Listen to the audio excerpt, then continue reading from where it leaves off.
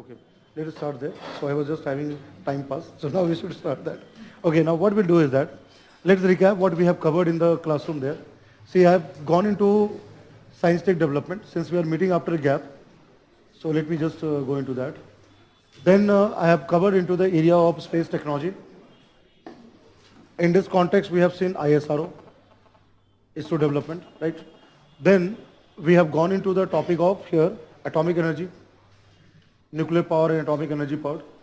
And there we have covered from DAE perspective, Department of Atomic Energy, right? Fourth, in the part of developments, I have already said about defense technologies. So today we will focus from concept regarding defense. In atomic energy, I have already said what is the reactor, types of reactors, and all those concepts, I have already gone into that. But now in the defense technology, we'll go to the terminology, and I have said in the classroom that I'll give you the list, all these lists of missiles, or let's say fighter crafts. All those factual part, apart from learning the concept, we'll be having those, I have the soft copy there. So I'll be going through them one by one. All this aspect we'll be covering that, right? So this will not take much time, right? Because a question in the exam, in the prelims exam, will be very direct. What comes in the current aspect, the question will be asked. What we have to spend time in the concept part is that we'll go into the topic of biotechnology. After defense, we'll start with biotechnology. Because biotechnology continuously from 2011 onwards, you look at the prelims exam, continuously at least one question. And sometimes in the exam, 2-3 questions have been asked from biotechnology. So this becomes very important from concept and application point both.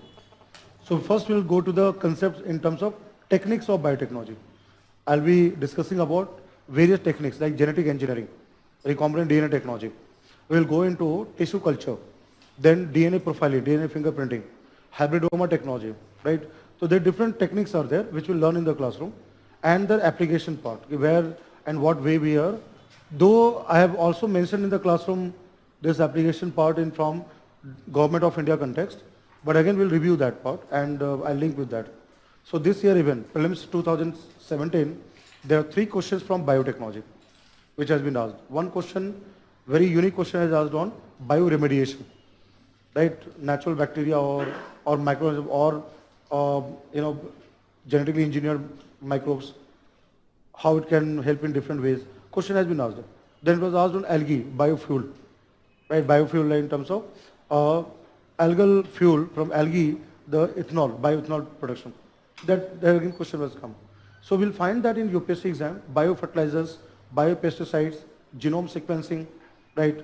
How genetic engineering, genetic modified crops, all these have come in the exam. So at least we have to review this. What again our focus has to be there?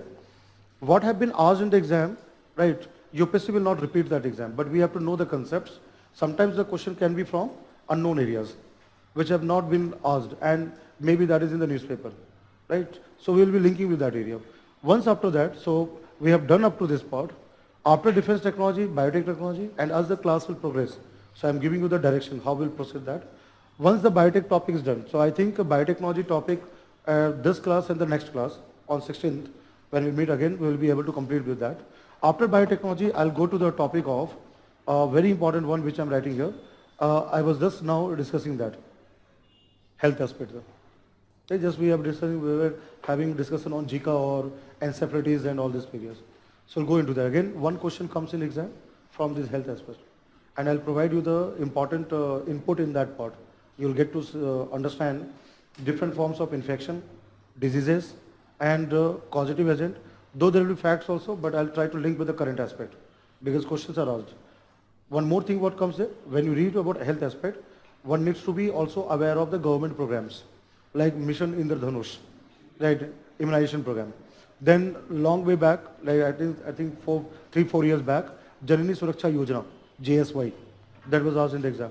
So whatever the new programs brought by the central government in last 2 years, which are given in India yearbook or maybe given in Yojana, Kurukshetra, that might be a part of question. इस context में एक और चीज हम लोग पढ़ेंगे. That is I will also touch upon, go into the topic of Ayush. Right, those part I will discuss that. कि what exactly Ayurveda, what yoga, what Siddha, what homeopathy, We'll go into those kind of system of medicines there. We'll be discussing that. After health, we will go to the topic of new technologies. I will be focusing on new technologies there.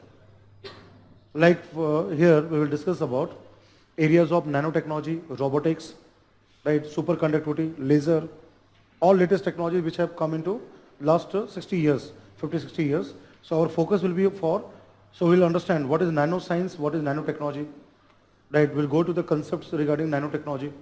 Then we'll look into various applications of nanotechnology, positive sides, negative side of nanotechnology, right? We will focus on robotics part. We'll be going to the area of robotics, right? So all these new technologies or emerging technologies, there again you'll find in the UPSC exam, both from prelims and mains exam, question being asked. Right? Again, we'll go into those areas there. After that, we'll focus on topic on, let me write here. Once this is done, we'll go to the IT and computing. We'll be discussing about on IT and computing, information technology and computing. We'll again learn about various terminology. Terms will be there. But what you find in UPSC exam, in the computing, what question comes is the advanced computing. Right? UPSC will not ask you what is mouse, what is keyboard, right? What is CPU, what is RAM, what is ROM. That happens in bank PO exam and clerical exam. Right? Even judiciary exam also. Those are trying to become judges. Right? They also ask this kind of computer kind of terminology. Why? Because the judge also has to be literate, digitally literate there. Right? Slowly things are changing because we are converting, we are going to the online mode. Digital part has become. So we'll learn about that. But advanced computing is what? Like here example comes supercomputers. So you'll be learning about supercomputing. Right. Another thing is called very high-tech term is the quantum computing. What are quantum computers? What is quantum computing? We'll be learning about that. Right. Then now a new thing has come, nano computing. Right. Biological computing. So many terms have come there. Let's say nano computing. So those advanced level, we'll go into that. And again we'll see that how it is linked to the Indian aspect there. What type of supercomputers India has got. What type of development we have. What we are doing in the field of quantum computing. Do we have quantum computer in India or not? So those kind of aspects we'll see that. Once this topic is done, the ninth topic will be, I have already discussed atomic energy here. This part I have covered in the classroom. But I'll go into the topic of renewable energy. Another very important area from prelims exam and as well as main exam. So renewable energy, there we'll learn about solar energy, wind energy, all these areas there. So I will be covering not from economic point of view, I will be covering from technology point of view. Right, how the solar, wind farm, solar park work, what is the hybrid system like wind and hydrogen system or solar, wind hybrid system. So a lot of things will come from here, MNRE, Ministry of New and Renewable Energy. Tidal power, how tidal power is generated. We'll go to the concept of that. How the different forms of biomass energy being generated. Again, we'll focus on all those areas there. Once this is done, after that, the last class, we'll go into that. I will come to this part. I have already said that since we are discussing about indigenization part in each of the segment.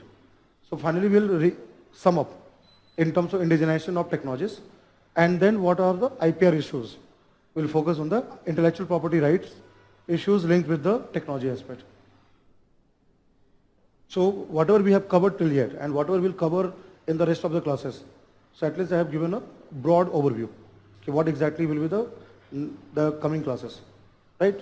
And then we'll end up with indigenization IPR policies. Right? Then we'll come into the science tech policies also. I'll provide you all the major objectives. We'll go into that. Though we in the classroom as part of developments, I have already covered eminent Indians. And you have already all the handouts. So whatever soft copy I'm using in the classroom, you'll get in the student portal, right? Earlier there was a problem in terms of background of the slides and all, but I'm trying to make it in a white background because there are students in the classroom who takes printout for hard copy studies. So even today's class also, whatever we cover, we'll be having that one, right? Now let's come to the defense part there. So this is what I have given you, what exactly the flow will be there. Let's understand here. Basic terms you all are aware. I'm coming to those area. So first of all, in the missile case. There are some like the working of the boiling water. Do we have to learn? No, I'll tell you that. whatever reactors I have discussed in the classroom, boiling water reactor or PHWR or pressurized water reactor, why you have to remember it? Because as I said that the exam is such a changing pattern of the exam. Right? We don't know in what way. Because UPSC expect that if there is something in the book, something is there, so might ask questions on that. Again, remember that if you are aware of the technology, if you are aware of the concept, the question will not be difficult. Whatever I have given the key points and the written part, just follow that one. We हाँ. only suppose for pressure. That We need to know the fuel, the coolant. coolant, moderator, that part of that. And that a little bit of basic mechanism. What is it, why we use pressure and what are things are that part. Right. We don't have to go to engineering aspect. That will not be asked in the exam, but basic way how it works. Right, that part of that. Right. That is what is required. Because here remember that in UPSC exam people come from all backgrounds. Right. So there's at least UPSC expect that particular fundamental concepts has to be known. ठीक है, कल मान लीजिए आप district collector बन जाते हैं, ठीक है, an IAS officer and you are posted in Kudankulam, right? From North India to South India, and then near to something on that, and something come on radiation or some report comes. इसलिए UPSC क्या करती है, ऐसे topics को दे रखा है कि as a kind of a person you should be a learned person knowing all these technology areas. So that's what the questions are asked. But again remember, questions are more focused from application point of view, right? That is what UPSC is all looking about.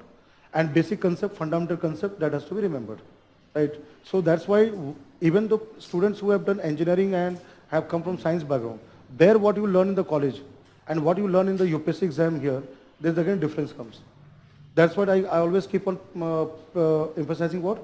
Government programs, what we are doing in the country, because that level of questions are asked in the exam, right? Now let's understand here, this basic terminology part. You are again aware of it, but let me first write the terms and then ask the question there. Again remember that I will put everything on the whiteboard. This is also a type of your class notes, right? Apart from wherever the possibility of dictation on notes, I will come into that. Now I'm writing here, when you talk about missile technology, missile is there. The first term which comes here is ballistic. Ballistic word comes. Since we have discussed that this also in part of development there, so what is a ballistic missile? Okay. What are the main aspect here? I'll put all the key points. The first thing is that it follows a projectile path, or what is called trajectory.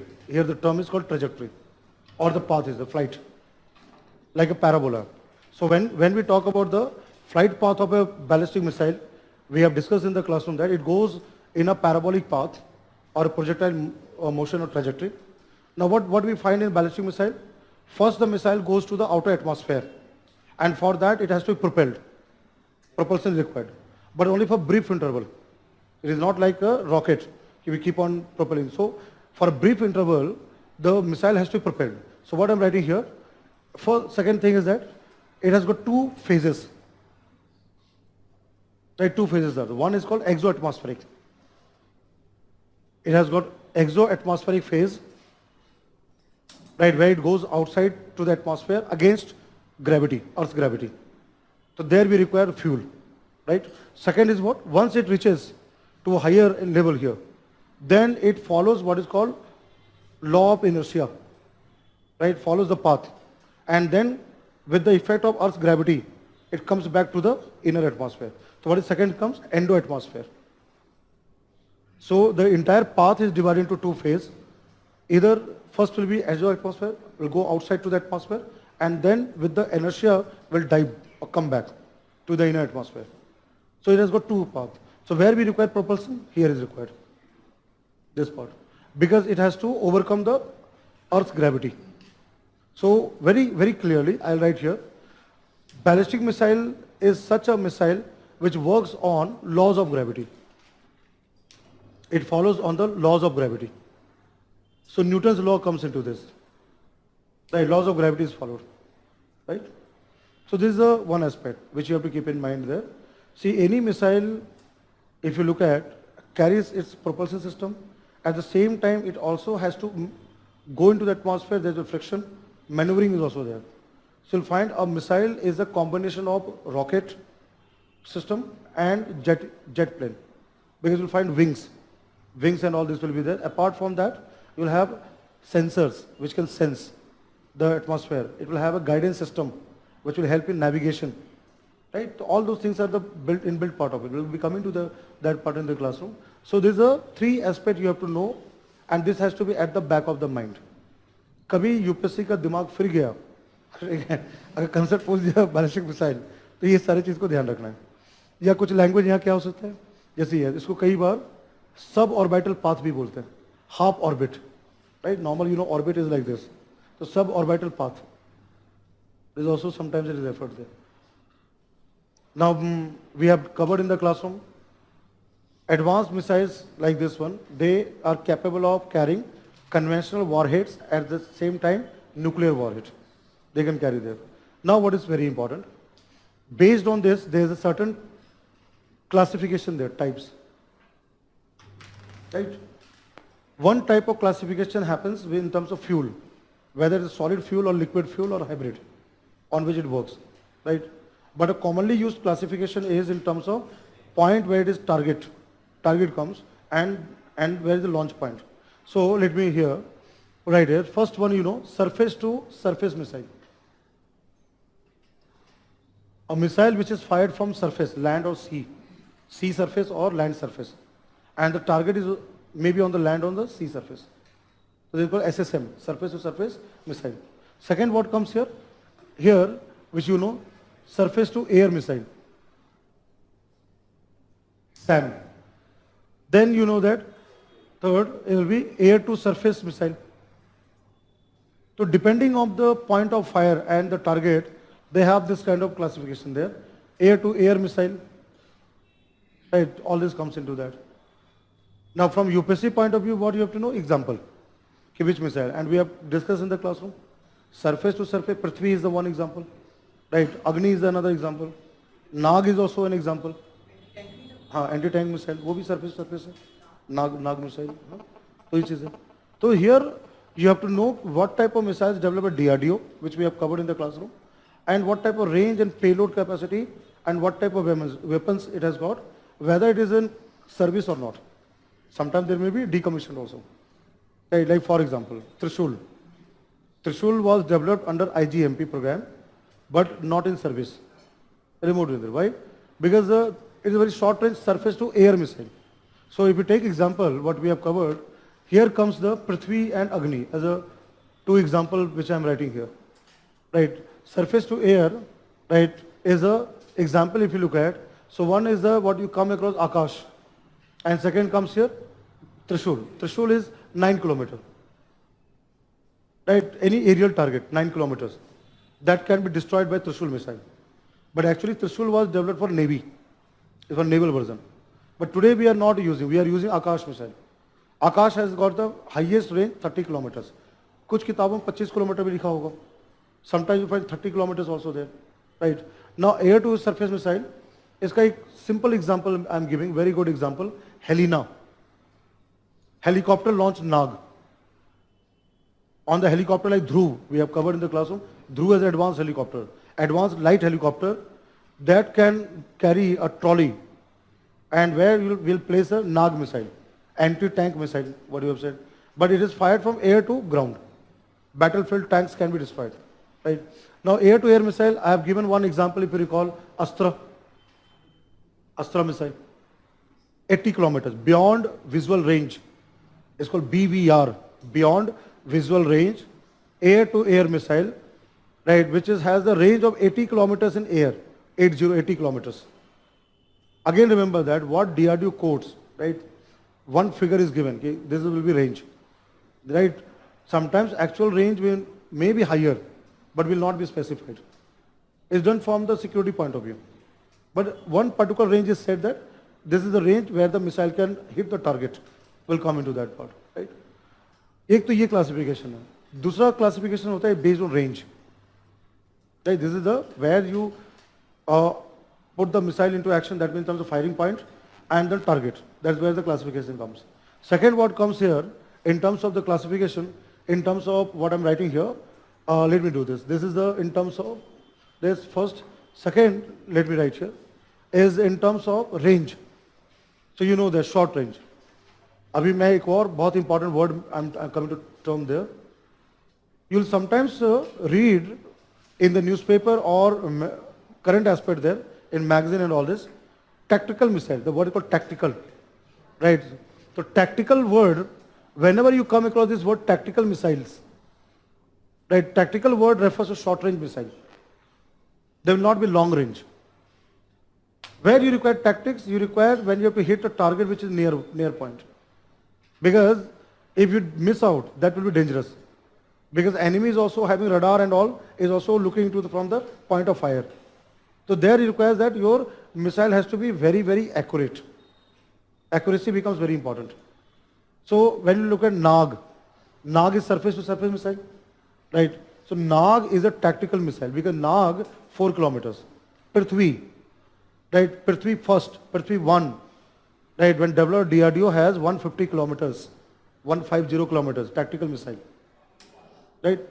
After short range, which comes the next one, which you'll find here, the terminal is called medium range. So I'll put across here. See, tactical missiles are those which has less than, right? You can say up to 150 kilometers. 150 kilometers, that is called tactical missile. Short range comes up to 300 kilometers. 300, 400 kilometers is called short range, which for us in terms of distance is very long. But for the defense technology, just a small distance. When it's a medium range, so medium range we are referring to more than 500 kilometers. So it goes up to a range of, let's say, 800 kilometers, right, 1,500 kilometers up to that. So medium range if you look at, so that is the range where we are covering up to here 800 kilometers there. 300, 350 kilometers are short range. But when you say 800 kilometers, 1,000 kilometers, that is medium range. From missile terminology called medium range. Now there comes intermediate range, IR, intermediate range ballistic missile, IRBM. See, Agni project started as IRBM. But initially first Agni was medium. At 700 kilometers range was there. Range between 300 to 800 medium range. 800, 500, 350, up to 350 you can consider as a short range there. And 300 to 1000 range, that will come to medium range. But when you talk about more than, let's say 1500 kilometers, I'll write here. When you look at here, intermediate range, see intermediate range will fall from, that's what I said, Agni was initially developed in terms of this particular range. That goes from 1500 kilometers and that will go up to how much? 4000 kilometers. Like 4000 kilometers and let's say 1500 kilometers. This range comes into intermediate ranges. Any missile which goes more than 4000 kilometers, 5000 kilometers, we call it long range missile. 5000 kilometers. So there we use the term here, long range missile. Now long range missiles are generally worldwide, they are considered to be more than 5000 kilometers. And you are also aware of this particular term called ICBM, Intercontinental Ballistic Missile. Today we'll see all those images also there. How much is the Agni coverage is there. Intercontinental ballistic missiles can have a coverage from one continent to another. Right, Agni 5 is said 5000 plus. Right, 5000 plus. So one way of classification in the range part. कुछ country का फर्क भी आता है, मैं ऐसा बता range में भी ऐसा नहीं है कि कुछ हार्ड एंड फास्ट रूल है. यूएस के लिए शॉर्ट रेंज हो सकता है बहुत ज़्यादा वहाँ पर, वो डिपेंड करता है उस कंट्री के टेक्नोलॉजी पे. But from Indian context we are using 300, 400 short range, 1500, 1000, 1200 up to that medium range. Intermediate range comes to 4000 kilometers range. More than that we go to the 5000 plus range as a long range missile, and there we have ICBM also there. True sense mein ICBM is that missile which should have a range of 7500, 8000 kilometers, because you can strike any continent across the world. Right, 5000 kilometers doesn't give you that advantage of reaching to every continent across the world. 5000 kilometers from India, we can reach to Africa, or we can just reach to Europe. But let's say we have to cover North America, South America, 5000 will not work. Right, there we require 8000 kilometers, 9000 kilometers. Right, so China is developing those kind of, they have this one. US also has got this Dongfeng, what is called Dongfeng. Right, the name called Dongfeng. So ऐसे नाम Chinese नाम ही होता है. Right, so all these are there. So we use very simple names Prithvi, Agni, Akash, Vayu, all Sanskrit names are there. So DRDO is fascinated by this name. ठीक है, यहाँ पे ये समझना है. Now let me come to one more term. Tactical missiles are very short range missile. They are called tactical. You'll come across the word called theatrical missile. Theatrical. So let me write here. Theatrical. बहुत simple सी बात है. Theatrical जो है, क्या इसको कैसे समझना है? थिएटर में क्या होता है? नाच गाने. You have a stage there. You perform on the stage. So what do you require? You require more space there where you can perform. So when you use theoretical word in missile technology, they are those missiles which are more than this kilometers, right? More than 150 kilometers, 200 kilometers. All this may come into that, and particularly theoretical missiles are those which are capable of guidance and maneuvering, which you can control there. That's what the theoretical word comes. Tactical requires what? You have to acquire the target, hit the target, because the range is very, very less, right? Theoretical, you have a enough of time and advantage where you can control the missile, right, in terms of its range and the movement. You have a guidance system, will be giving you that advantage. Tactical missile doesn't give that. Like Nag is fire and forget missile. लगा तो लगा, नहीं तो दागो, नहीं दागो और भूल जाओ, right? Fire and forget.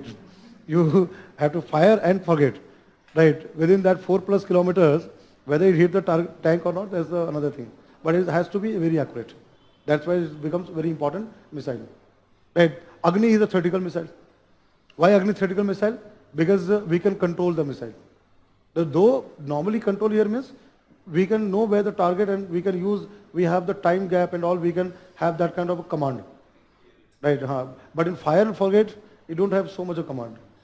Once the missile is gone, then it's gone. That's it. You cannot return it back. That part is there. Is it clear here? So this word comes into that. Now I'm asking a very simple question. Cruise missile. I have explained ballistic missile. I have given you this part. The fact part I'll come through the soft copy. I've already compiled one soft copy. But now coming to the terminology called cruise missile. Medium range is Agni 2, I would say Agni 1. Let's see, this I have written here. Medium range I'll give you here Trishul. Trishul is a surface to air missile. But if you look at medium range, so medium range Prithvi 2. Prithvi 2 is also there. Prithvi 2 is a 250 kilometers, initially developed. But now we have increased the range. I will give you the latest range. But I am talking about when it was developed, 250 kilometers. Prithvi 3rd is 350 kilometers. Right. So the short range, the Trishul Prithvi comes into that. Medium range example, आप इसमें Agni 1 को ले सकते हो. Agni 1 700 kilometers, it comes into that. Medium range kind of thing. पृथ्वी, हाँ पृथ्वी वगैरह जो है, नहीं अग्नि सेकेंड इज फिर वो इंटरमीडिएट रेंज में आएगा. ठीक है, अप टू अग्नि 1 एंड जो part 2 this comes to medium range. Agni 3 वही मतलब कई बार sometimes you have a difference in the data also. Agni 3 3000 kilometre, sometimes in textbook 3500 kilometres. Agni 4 is 4000 kilometres. तो अग्नि 3 4 आर कॉल्ड IRBM इंटरमीडिएट. अग्नि 1 700 800 kilometers medium range. First Agni which we have developed. But now since we are working for longer range, so we are doing away with Agni 1. We are looking more on the Agni 3rd, Agni 4th and Agni 5. Right, in that context we are seeing that. Now who will tell me about cruise missile? This also we have learnt in the classroom. Self-propel, okay, very good. Then, so here the projectile is, this projectile motion here, but if you look at, let me draw here, in a cruise missile system, there you don't, so there are 3 points, I'll again write 3 main points that you can copy in your note copy, 3 main points. उसके बाद फिर और भी जो exam oriented से exam में ये part नहीं आएगा, बट जो आएगा वो part I will come to that. But let me write here cruise missile. If you look at cruise missile, long range की अग्नि 5. अग्नि 5 इज अ लॉन्ग रेंज. अग्नि 5 5000 किलोमीटर्स लॉन्ग रेंज में आएगा. Cruise missile, let's say cruise missile. What is the first point here? I am now using the word which defines what exactly the path is there. It's called something called sea skimming or profile or trajectory they follow. They do not follow a ballistic path. Cruise missiles do not follow a parabolic path. Right? It follows something called sea skimming profile. It's like this one. Once it is start from the or launch pad. It goes to the air and then it becomes like this.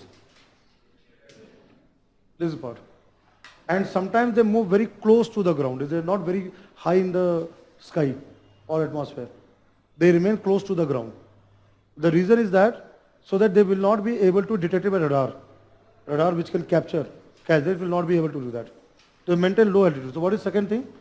I have given there what? Second point. I'm just making that two phases. So what is there? Maintains. The second point, I'm just comparison there. Maintains what called here altitude with the ground.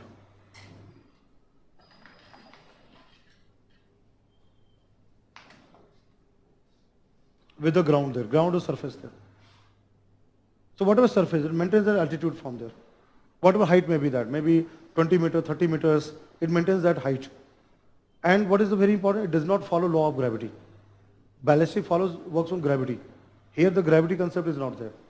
So what is the next point is that not based on laws of gravity. Not based on laws of gravity. It does not have to propel and go against the Earth's gravity there. Does not follow laws of gravity. So what comes very important? A cruise missile has to be propelled throughout the target. Here what we do in ballistic, we first propel and then leave it. Right? The missile will follow the path. In case of BrahMos missile, it goes to the air and fire that in the air. What is the difference between? The difference, I'll come to that. What I'm coming here, what the question he has asked, here since it doesn't follow laws of gravity, so what comes very important is this part there. Let me write here. That is the next point comes here. What is that? It has to be propelled throughout its path. It has to maintain there. So here, propelled throughout its path, throughout its trajectory. That means up to it reaches the target, it has to propel. But again, I'll come to his question, what he has. Okay, the BrahMos missile, which goes there. See here, BrahMos missile, whenever it is fired from land or water or anywhere, it always, in that case, let's say, goes into this, so it can go to any of the target here, there's a part there, or it can, when it come back, so it dives here. See, it goes to the launch pad, it moves there, it becomes like this. And there is maneuvers. It follows the target. So if the target is in air, it will go and hit the target. Or if the target is on the ground, like below ground there, let's say some enemy camp or terrorist camp is there. Like this was done by America using Tomahawk missile. So what they did, they fired from Mediterranean Sea. It went very near to that, and wherever the ground targets were there, it delved. It goes just straight and hit the target. So it can come like this one also. And this can be on the land or it can be sea water also. This is how the BrahMos work there. But what is the point here is that you have to use a lot of energy because you have to propel till the target. It has to work. The fuel has to work till the target. Right? यहाँ हम क्या करते हैं? Simply we put this part and then because of inertia, it comes back. You don't have to, that's what I said. Ballistic missiles are only propelled in the first path. Next path it has to come back to the earth and it will go to the target there. But here you require till the target you have to burn the fuel. What advantage it has got? Such kind of a cruise missile, let me come to that, are not very long range. You will not find very long range. They are either short range or medium range. Right, so let me write here. Cruise missiles are, you will find either they are short range or medium range. They will not be like 5,000 kilometers. You'll always find that they come into this particular type of range. Like for example, BrahMos. BrahMos is presently, see now we can upgrade there. I have already said in the classroom about the reason of that. But BrahMos was developed for 290 kilometers or 300 kilometers, which is basically short range for ballistic missile. Right? But we can upgrade to 500 kilometers, there's no problem. But when you say medium range, here, I'll give example of Nirbhay. Nirbhay is a cruise missile. And what is the range here? 1,000 kilometers. So a 1,000 as per missile terminology is the medium range, not long range. Right? Because you require a lot of fuel.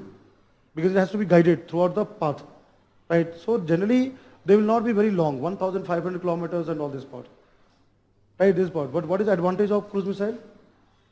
Cruise missile moves very, very fast. They are called something called supersonic and hypersonic speed. So they move with a high speed. So this next point about cruise missile is that the speed is very high speed is there. They follow something supersonic. Speed of sound is measured in what unit? What is the unit for which the supersonic or hypersonic, all these terms are measured there? Mach number. Mach. 1 Mach equal to 320 meter per second, average. 320 meter per second. That is speed of sound, average speed of sound. So when we say more than 1 Mach and less than 5 Mach, called supersonic. Right? Any speed which is between 1 Mach to 5 Mach. Right? 5 Mach and more than 5 Mach, 320 meter per second.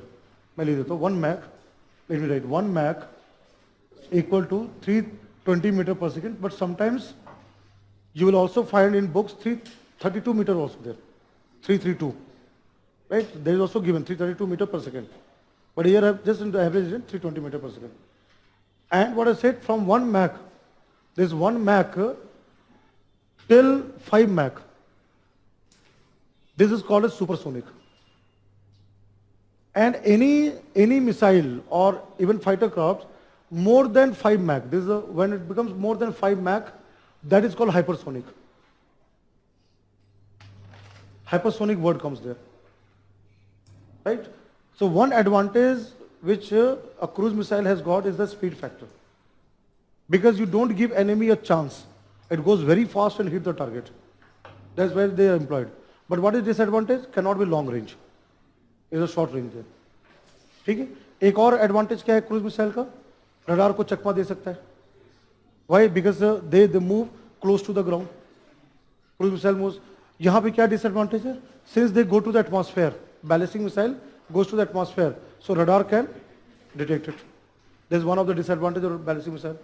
But what is the advantage of ballistic missile? You can acquire long range. ठीक है, ये ध्यान रखना है. Ballistic missile like this one, Prithvi, Agni and all, can be intercepted by radar. There is a possibility with the radar system to detect ballistic missiles, not the cruise missile. But ballistic missiles are employed, they're used to get longer range. Bigger range, more range, we use the ballistic missile. Which one? Yes, it can be. There comes what? Anti-ballistic missile, interceptor missiles. Right? India has developed that also. We have tested and developed. I'll be coming to now this current aspect there. We'll see the thing, and that will go to the student profile there. We have built, we are now tested successfully about a missile which can destroy ballistic missile in air. That's called Ashwin missile, Ashwin. Right? That is the name comes. I'll come to that. This is anti-ballistic. If you look at anti-ballistic, I'll come to all the facts there. I have already compiled from websites there. So that's called Ashwin. ये हम develop कर रहे हैं, अभी commissioning नहीं हुआ है. We are developing, but we successfully. हाँ हाँ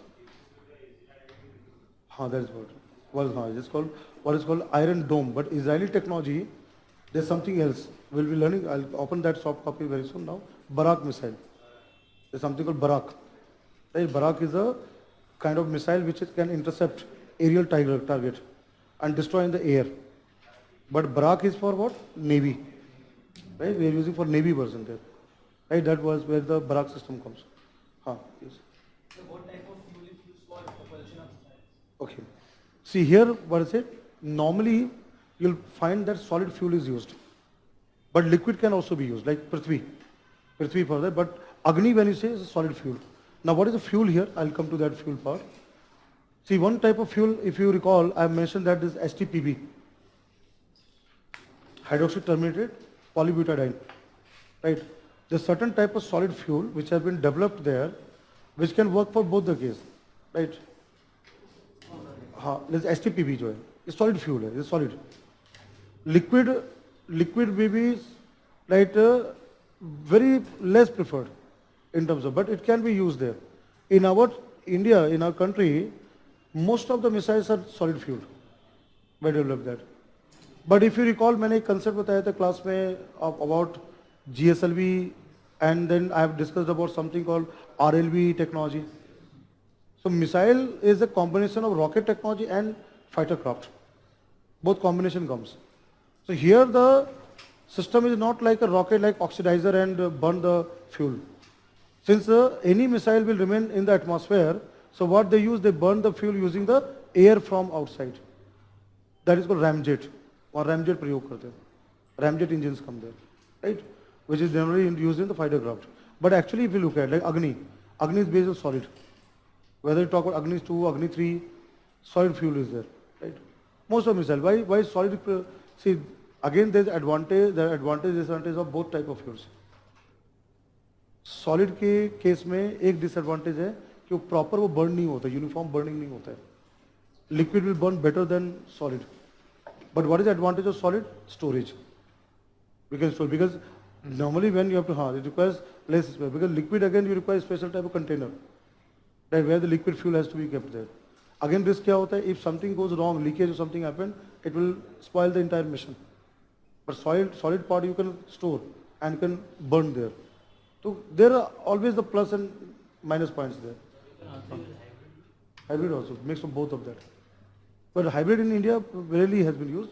All are solid based we have done. I'll come to that fact also. Now I'm coming to this basic concept which I've explained with the points there, but now I'm adding all the facts. DRDO has now revised the range. Right, I'm coming to the latest ranges of the missiles. Right, and DRDO is still working to go for more advanced type of missile system. And e-book of DRDO, they will find the mention of certain type of missile which DRDO has been allocated as a project and the scientists are working to develop. But I have already said in the classroom that all what we have today is all borrowed technology. We have taken from Soviet Union, Russia, and then modified and then developed for our own needs there. Is it okay that if I can remove this? इसमें इसलिए मैंने notes लिखा है नहीं क्योंकि reason है simple की point समझना है. यहाँ पे कभी भी ऐसा नहीं आएगा एग्जाम में कि राइट अबाउट बैलिस्टिक सिस्टम और समथिंग ऑन दैट. हाँ, but when you write answer in the mains exam something from defence part and then missile, तो at least when you use the word, तो at least you use the terms there, right? Or when you read any missile testing which comes in newspaper, it will use the word LRBM, ICBM, screws, all these words will be there. So at least you know what is the meaning of the term there. Now the factual part, one source is that you can follow the DRDO website where you have, there is a section given on about missile and it mentions about technology. But again, many of the missiles have not been included in the DRDO website. Again, you'll find one problem that it has not been totally updated in that case. Maybe for some reason, but you have to then you have to depend on other website to look out for information. So in that context, I have, इसको on कर दीजिए. और ये जो fact है इसलिए इसको मैं आज ही आपको मैं I'll just mail that so that you have this entire list of this. And I have done for all the batches also, previous batches. When I took the topic on defense, I have given all these documents there. Now this is what you have there. I'll just zoom out so that you know exactly the range. And I have given whether it is in service or not. So let us see that. हो रहा है. खुल जा SIM. That is what is.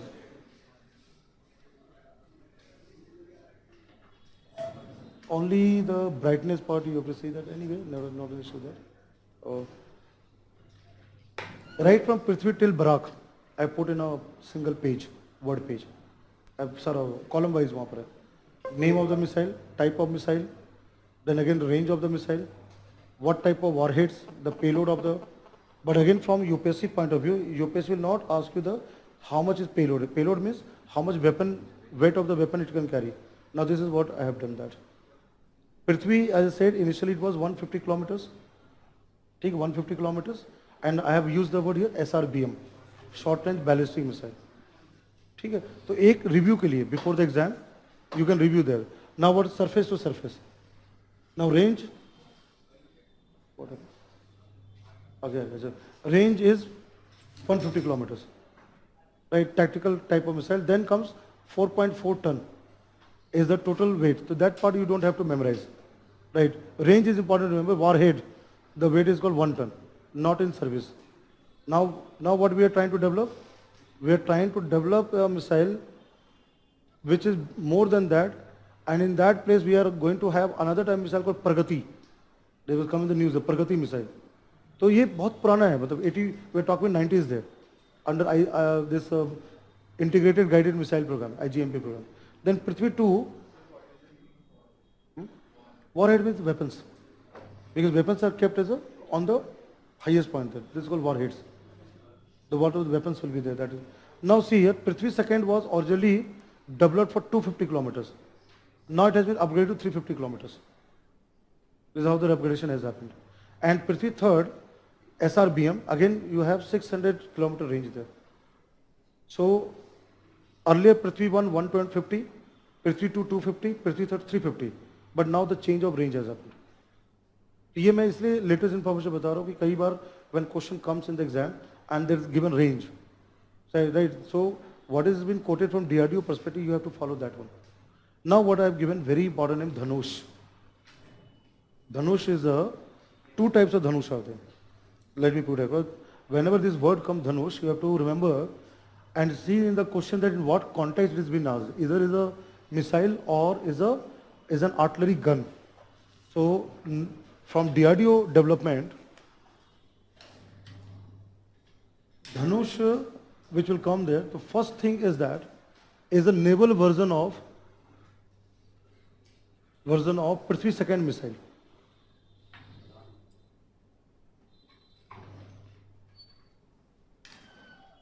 Originally the name of Dhanush comes from this context. Right? Most of the science textbook you will find Dhanush mentioned from this particular aspect there. But last year, a new Dhanush has come. That is a Bofors gun. You know, Kargil war, the Bofors gun. Now we have indigenized the Bofors gun, and better than Bofors gun we have made. अब इतना पैसे हमने दिया, scam हुआ तो कुछ तो अच्छा करना चाहिए. So we have made more better than this. There is one factory called Ordnance Factory Board in Kolkata. Ordnance Factory Board, Kolkata, has developed indigenous Bofors, and that is also called Dhanush. So what is second Dhanush here? That is called indigenous Bofors gun. So that comes in terms of artillery. Italy, right? Rahul Gandhi ka Nanihal. Right? So Bofors, mostly Italian forms have come most in the news there, right? But in that Bofors gun, which we used, now it is the indigenous form of Bofors gun. So that's what I said, when the question you read it carefully, whether it's talking from missile aspect or artillery aspect. There the Bofors Dhanush word has been given. Here you have it from missile. Now naval variant of Prithvi second, sea to sea surface, 350 kilometers. Akash is a short range, but it's 30 kilometers. Then you this Trishul, short range for Navy, not in service. I've given that not in service. So originally we developed that, but we have decommissioned that. Right, so only what we have right now, Akash system, that we have to using that. Then what comes Astra, which I said 80 kilometers, right, 154 kilometers. Now Nag, fire and forget, anti-tank missile. BrahMos, cruise missile, land, naval and air. So we have three types of BrahMos. All three versions we have developed. What is the range is given here? It's 300 kilometers, 290 kilometers, 30 kilometers. But now DRDO is working to develop furthermore. Why? Because of India becoming a member of MTCR, Missile Technology Control Regime. Now you find here Nirbhay, subsonic, stealth. Stealth means cannot be detected. Though it is a less than 1 Mach number, less than the speed of sound. But it is again will not be detected by the radars and all this. Single stage or two stage?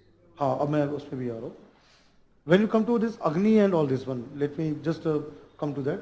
Agni part, let's say Agni 1, if you look at here, Agni 1 MRBM, 1250 kilometers. Agni second is here IRBM. So what is the range here? 3000 kilometers. Right, now but first stage, second stage, now I'll make you understand. When you look at missiles, missiles like a rocket can also have stages which can burn. Right, so when the fuel is used, just like PSLV has 4 stage, so this 2 stage actually means 2 set of propulsion system is there. It burns the first one, When it is there, then we'll detach and then go to the second stage. It will burn out. Like for example, I'll show you the diagrammatically here, okay, how they looks like.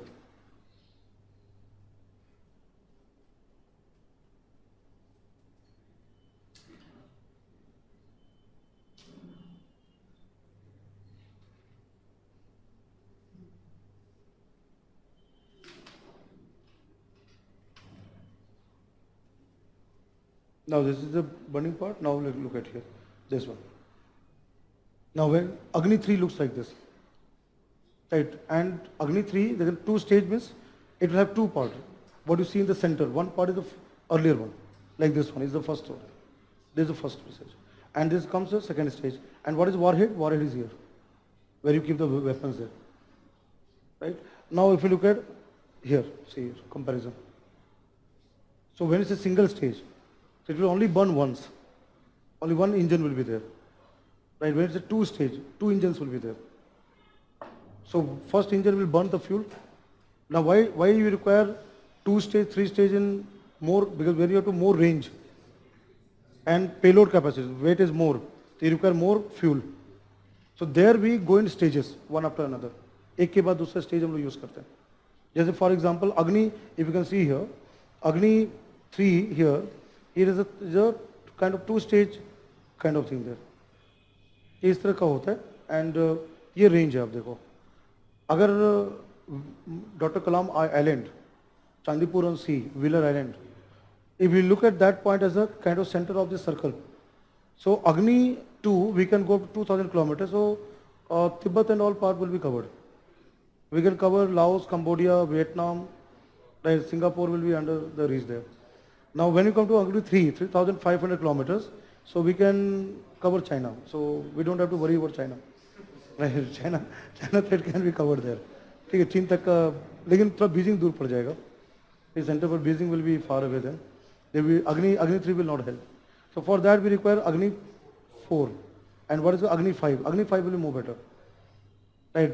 But still now see that if we talk about in real sense ICBM, so 5000 will not help there. We need to have 8000, 9000 kilometers. Then we can think of even US or even so North Korea. North Korea आ जाएगा. We again North Korea is in the range, so we don't have to worry about North Korea. It was coming in the news there, North Korea.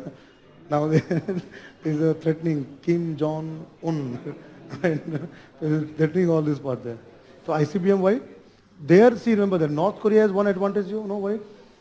It is a peninsula. So for North Korea, ICBM will be very less than what we have got. But it is keeping in that case because it has to, main aspect is the US. Across the Pacific and second is across the Atlantic. Both the side we can reach because Prithvi goal hai. So what the North Korea is saying that Pacific part, right? We can reach to US there. That way is nearest, no? It is the nearest. Right? But if we think from India, we need a very long range to reach the US, either from Atlantic or Pacific side. That part comes there.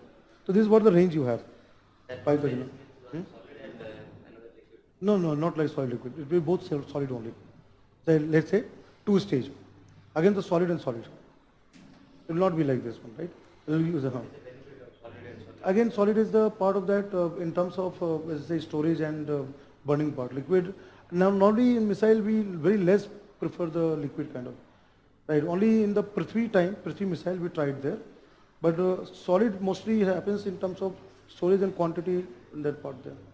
So liquid का थोड़ा वो होता है dicey situation. But yes, remember that. Liquid in future, if you want to go for liquid based missile, we can develop. We have technology.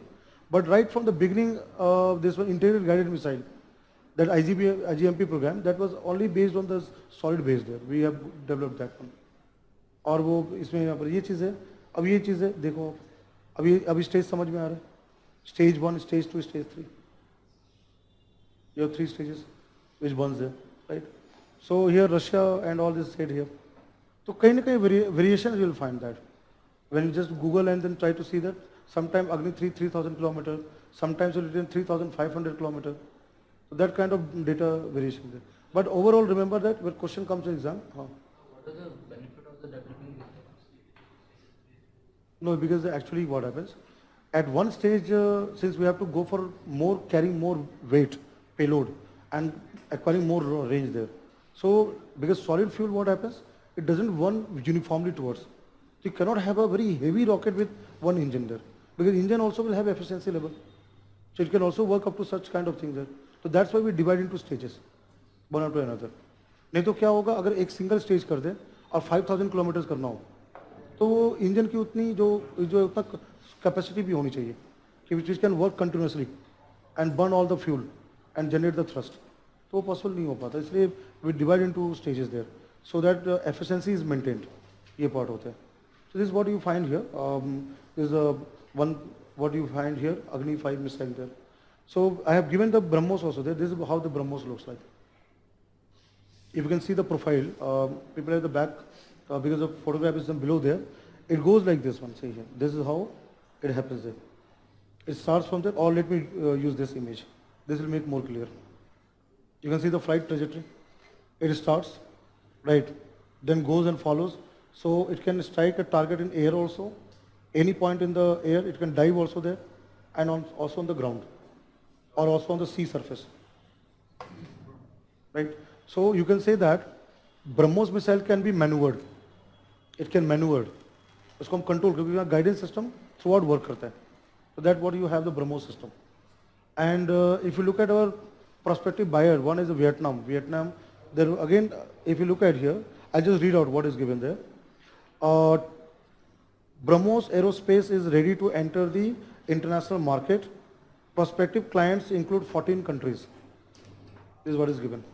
There are 14 countries who are interested to buy BrahMos from India. India is giving? Provided in that case. Part of that. Because now we have become MTCF member, so we can go for the commerce by saying that. And then you will find here what is given here. Indian Air Force requires 1000 BrahMos missile. Air Force requires 1000 BrahMos missile. So what we require? Manufacturing. What is speed of the manufacturing? Now what is said here? The 2000 BrahMos missiles can be exported. That if we start production, so we can go for export of 2000 missiles to various other countries. We can export them. That is what is given. And in all 2000 BrahMos missiles, there are plans to develop the hypersonic BrahMos missile with a speed of 5 Mach. There is also the plan. Right now, what is the speed of BrahMos? BrahMos is here 2.8 Mach number. Or you can say 3 Mach, almost 3 Mach, 900 meters per second. But now what we are planning to make it 5 Mach. That is also plan is there. DRD is also planning for increasing the range. We can go for more range, more payload capacity. This is all being worked out there. Right? So this is what you have specification. Same, this I'll upload on the PowerPoint. You can go through that. Now this is flight path of the velocity 2.8 Mach, altitude. Now see here. Very clearly you can read here. Those who cannot read, I'll just read out. BrahMos can fly 10 meter to what is given here 14,000 meter. It can fly in 10 meter height. And it can also go to a height of 14 kilometers. That is the altitude range. What BrahMos has got. That capacity has come. And maximum mass is 2,500 kilogram. Payload mass is 300 kilogram. Is what is given there. This is we have already developed and commissioned also. Nirbhay is not been there. Nirbhay we are working there. This is Astra missile, which have been launched from the testing time, and this is how Astra project looks like.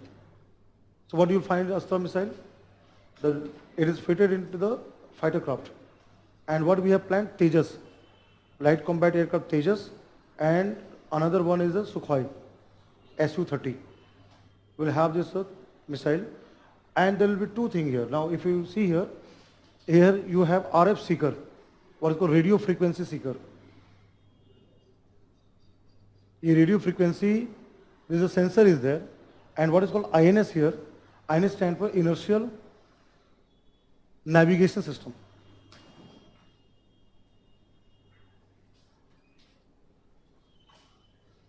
What is critical technology given? Astra missile has got RF seeker.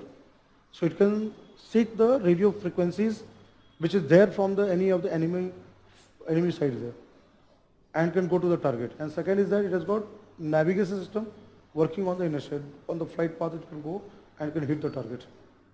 इसका एक और खास बात है अस्त्र का, it can be launched head on, it can go straight in air, or it can be fired backward, both case, right? So you'll find in the launch here, you have both the kind of thing. Intercept range is 44, we can intercept, but it can go up to 80 kilometers, right?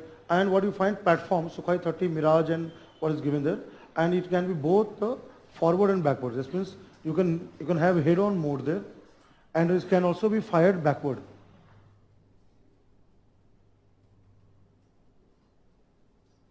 Both way pilot can use the Astra missile. This is what has been developed now. Now it has been also put into service. Right, it's being, अभी उसको किया जा रहा है, Tejas and all is being done there, but the missile has been developed. Missile का development कर लिया गया. This is how the thing, and I have taken from DRDO website only. This image what I have taken from there. So this basic thing you have to remember for the exam. हाँ. ये भी आप रख रहे हैं कि किस country के साथ मिलके बनाएंगे? नहीं, अगर न्यूज़ में आता है, अगर फॉर एग्जांपल जैसे इसमें ब्रह्मोस के केस में रशिया, तो that you have to remember because Brahmaputra and Moscow was Indo Russian collaboration, ये आपको याद रखना होगा. हाँ, लेकिन if in recent time some kind of deal is there, something is that coming up there, so maybe a current affairs question can be asked कि with what country sign has been there, तो वहाँ ब्रह्मोस को दिया जाएगा जो भी ऐसा है. हाँ, लेकिन ब्रह्मोस जो बनाया गया रशिया के साथ वो याद होना चाहिए. जैसे Barak missile is India and Israel, वो याद रखना होगा. कई बार क्वेश्चन में क्या होगा, लिखा होगा इंडिया एंड फ्रांस, तो that will wrong. India and Israel, तो that the Israel country with home we are making, that also become very important. Submarine मैंने क्लास में बताया था, like Scorpene, India and France, right. तो वो नाम याद रखना होगा कि which strategic partner and with what India has developed this particular type of system there, that has to be there. तो ये part है. मैं अभी just वापस में उस soft copy में आता हूँ मैं, which I have made into this. So I have given all this Agni there. ठीक है, ये Agni I have put across in the table there, right, from Agni 1. And now if you look at here, I want to bring about another term here, Agni 6. DRDO is working to develop Agni 6. And I have very clearly given the last column development stage. Right? We are still working to develop. And here, again, I'll put across very important thing that 4 stage. Right? Because it has to go longer, much longer. So 4 stages there. No, the same fuel can be there. But if you want, we can change it. But here, all the solid are there. 4 gaps there. अच्छा, एक और चीज मैं बताया था. One more thing there. Agni 4, 4,000 kilometer. Now what now DRDO is doing? Agni 5 is going to become 8,000. Yeah, this is now already being decided. We want to make Agni 5 in a true sense the long range missile. And then Agni 6 is under development stage, 12,000. 12,000 मतलब you can go any continent. 8,000 का service में? नहीं, अभी नहीं, service में 5,000 का है. ये इसको अपग्रेड किया जा रहा है 8,000 kilometers. What is in service we have 5,000. Remember that service में 5,000 है. Or I'll make the change so that you'll get confused there. 5,000 is the part, but 8,000 we are upgrading to that. Now look at here, this one very very important. I want to add here. There you'll find one more term, Agni 5 or Agni 6. We are going to have one more feature added. What is the feature? We can strike multiple target, MIRV is something. What is the next you have to remember? We are also going to have with Agni system there, and particularly this Agni 6, right, MIRV, what is it? What is MIRV stand for?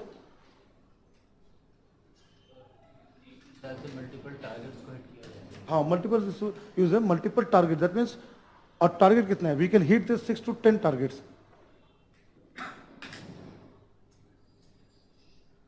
Right, this missile system there, recovery system, what is you have multiple targets there.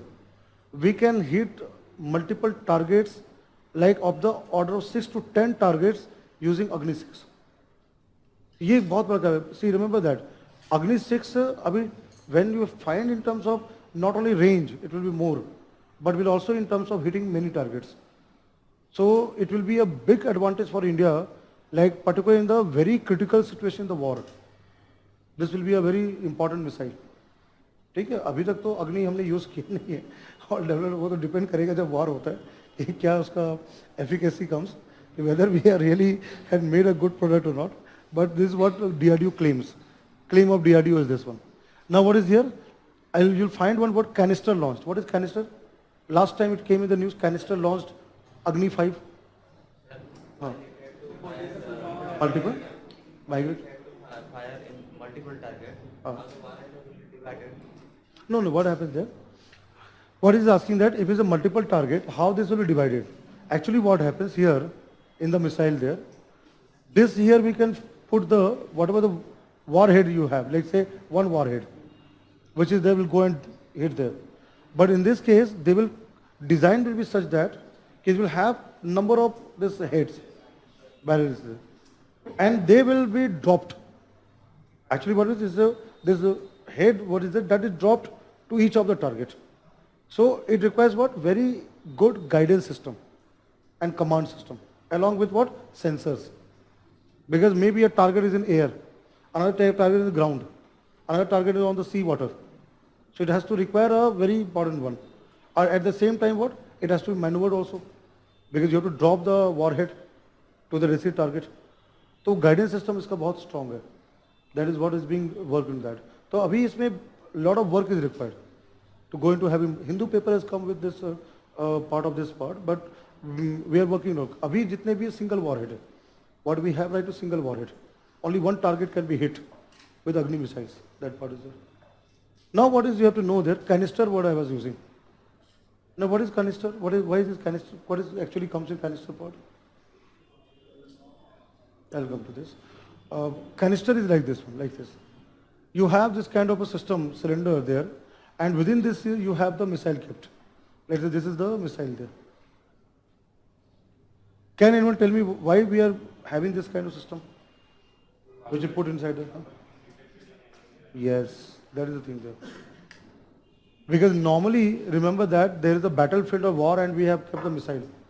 Now this kind of missile can be detected by radars. So there are certain advanced radars which can detect weapons.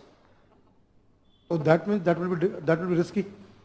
If that will be big risk for India if the enemy comes to know where we have Agni missile or where we have kept the Prithvi missile. So when we canisterize, this is what called canister. When we put it within the canister, so the missile, where the missile is kept, nobody will be able to detect. Right? And what is very important? It has to have this kind of feature there. Stealth. Radar should not be hidden. छुपा कर रखना वहाँ पर. And when the time comes, the missile will rise and then go to the target there. So that is what a canisterized testing is there. So that what will happen? We'll slowly put such missiles near to the battleground. And when the need comes, so nobody will know where the Agni is kept. Even the enemy will not know where the Agni is there. They will not detect where the missiles are there. And then when the situation comes, we can fire. That is where canister comes. So canister is for hiding the missile. तो छुपा कर रखने के लिए, ठीक है, छुपाने के लिए वहाँ पर है. अच्छा, ये जो MIRB word has come there. See, this is the term there. I mentioned that. Let me just come to the Hindu paper also there. अभी recently मैं इसको exact word जो है is not coming to my mind. Let me open this. This has multiple independently targeted re-entry vehicle. R is a re-entry vehicle.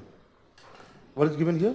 Multiple, like here, ये जो यहाँ पर है 26 nuclear warhead, Agni 6, now see here, 26 तक की बात हो रही है.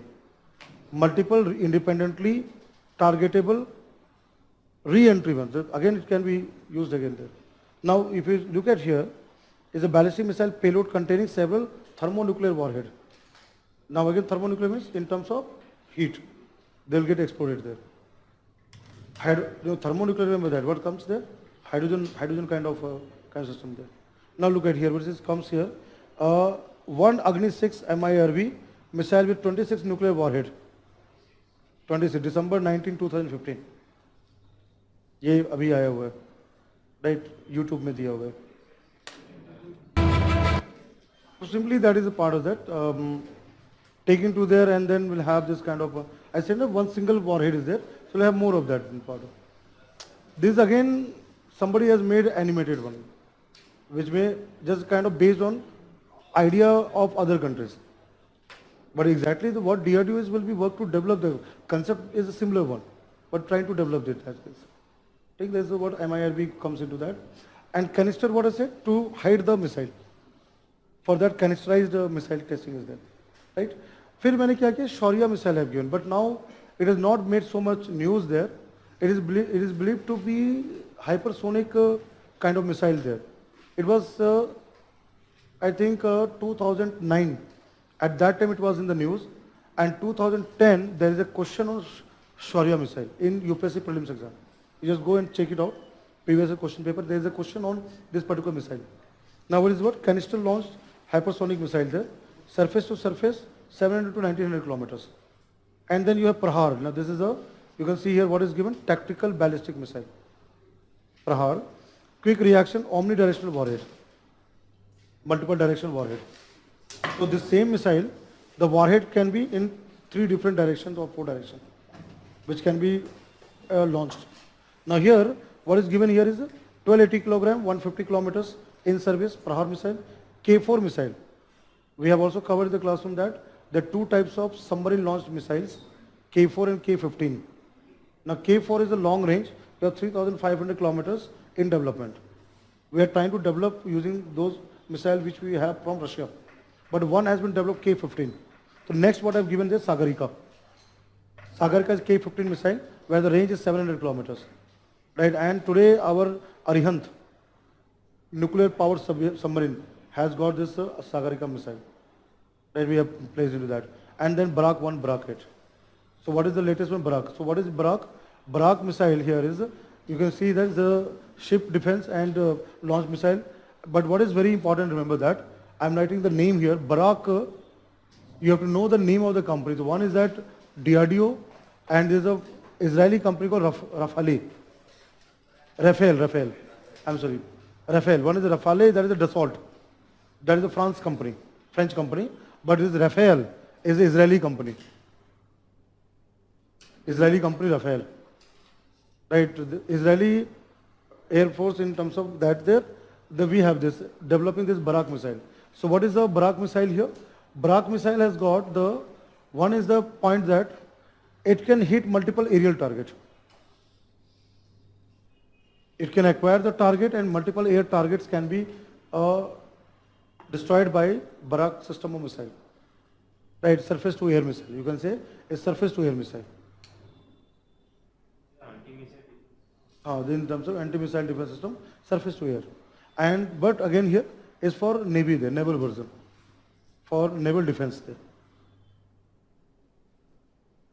So let's say Kolkata, INS Kolkata may have this kind of a Barak 8 missile. I've already been given. If it कर चुका है, INS Kolkata is biggest warship of India, and there we have this Barak 8 missile, surface to air from Navy version.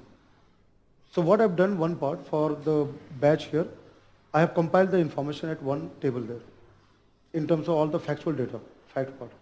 So that before the exam at least you review that these are the missiles which are there coming to the news, one way or another way, coming to the newspaper there.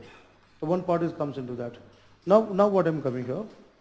Now let me come to the again terminology part. When you talk about fighter craft, right? And then I'll come to the examples, everything. So there you come across first generation, second generation, third generation, fourth generation, fifth generation, all these words comes there. So what do you mean by this generation in the fighter crafts? When you talk about air defense, now this, let's say first generation, when you say first generation fighter craft.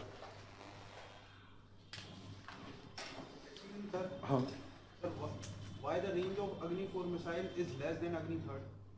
अच्छा Agni 4 नहीं, Agni 3rd, Agni 3rd, हाँ, I'll tell you that what is it. हाँ, Agni 3rd is a 3000 kilometer, Agni 4 4000. But there you will see that what we are trying to do is that Agni, this one, let me just go there. If you look at the range here, Agni 1 has been now upgraded from 700 kilometers to 125 kilometers. Earlier the range was 700 kilometers, Agni 1. but now it has gone to 1250 kilometers. Now Agni 2 has been kept at 3000 kilometers. Actually earlier Agni 2 was 1500 to 2000 kilometers. Right, we have made it to that part. Now Agni 3rd, what we have today presently is 3000 kilometers. But if you look at here 5000 kilometers and Agni, Agni 4, this confusion. No, ऐसा नहीं है. It's not developed to 5,000 recently. हाँ, it's not developed there. ये थोड़ा गलती है. वो नहीं है. मैंने देखो, Agni 3 is the 3000 kilometers. Agni 4 is 4000. Agni 5 will come to the 5000 and they'll develop to 8000.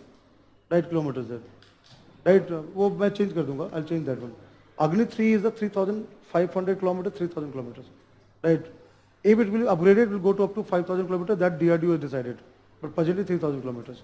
So what I'll do is that I'll make in the table. ये थोड़ा confusion होगा. मैं table में original which is there and in bracket will write upgradation. So that will make more sense. नहीं तो still create a lot of confusion कि 5000 4000 क्या है. Like for Agni 1 is 150, Agni 2 is 250. What we are using right now. Agni 3 350. Though there is upgradation to other range. So that will give you the idea that what DRDO is working on that. Right, I'll put across there. I'll put across that part. Huh. I'll come to torpedo missile, I'll come to that. What is asking that, what is torpedo? Right. Torpedo differs from missile is that, in sense that torpedo works underwater. Whereas a missile can be underwater also, air also, right, we can use in different form. Just like missile, torpedo also contain warhead. It also carries explosive, right? But what is very important is that it moves underwater in such a way that it should not be detected by sonar system there and can hit the submarine or ship and destroy into that. So it also carries. Just remember that torpedo is like a missile but underwater missile. And torpedo doesn't follow ballistic path. Torpedo just simply like it can sail through. It can move straight path. Right, that is what it comes like submarine or something. But what is its similarity? It also carries weapons and explosives. They have this kind of thing there. Now what I wanted to explain here, this term, again, what I'm writing on the board is just at the back of the mind. Right? इसलिए back of mind होना चाहिए क्योंकि जब question will come in the exam and they're written, let's say अगर अभी तक question नहीं आया, for example, UPSC क्या करती है? जो चीज़ें बहुत ज़्यादा highlight होता है, doesn't ask. Like Tejas has been highlighted so much. No question Tejas. When everybody will forget what LCA Tejas, question comes in the exam. So light combat aircraft Tejas, let's say multiple choice question, and there is given one statement that LCA Tejas is third generation fighter craft. The statement given. So that means that whether you know what is the third or fourth or fifth, right, then only you know that that statement, multiple choice statement, 2 or 3 statement will be correct or wrong. Right? तो ऐसे कई बार वो surprise question का संभावना होता है. So this year it is not there, maybe next year. Who knows? Tejas can be a one-part question. So now I'm coming to what is the generation here. Generation of fighter craft, two sense. One is the engine. It's based on the engine. Right? What type of engine the fighter craft works. And second is that features. What added features? Two aspects comes. When it's a fighter craft generations, so it is defined based on the first very important is the what type of engine it uses. Propulsion system which is uses there, right? And second, it is defined based on its added features. What are characteristics or features have been added to that fighter craft? And I'll give you all example with all MiG and everything. You'll get to understand every aspect of it. Now let's understand here. First generation is something called piston type engine. Piston. गाड़ियों में होता है ना car वगैरह में piston, right? हाँ, piston engine was there. So piston. Very old type of fighter crafts. 60, 70 years back, they used to have first generation kind of the piston type. Then what comes here? Second generation.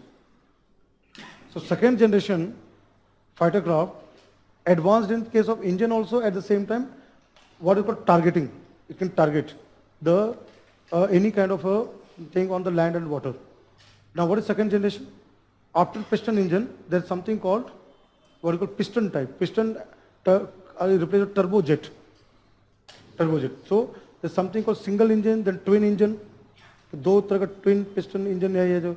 So here second generation, what comes here is the turbo engine, turbo piston type का engine था, combination part of this. Even अभी भी car वगैरह में होता turbo engine, we use those kind of engine there. So those kind of engine is there. Then come third generation fighter crafts.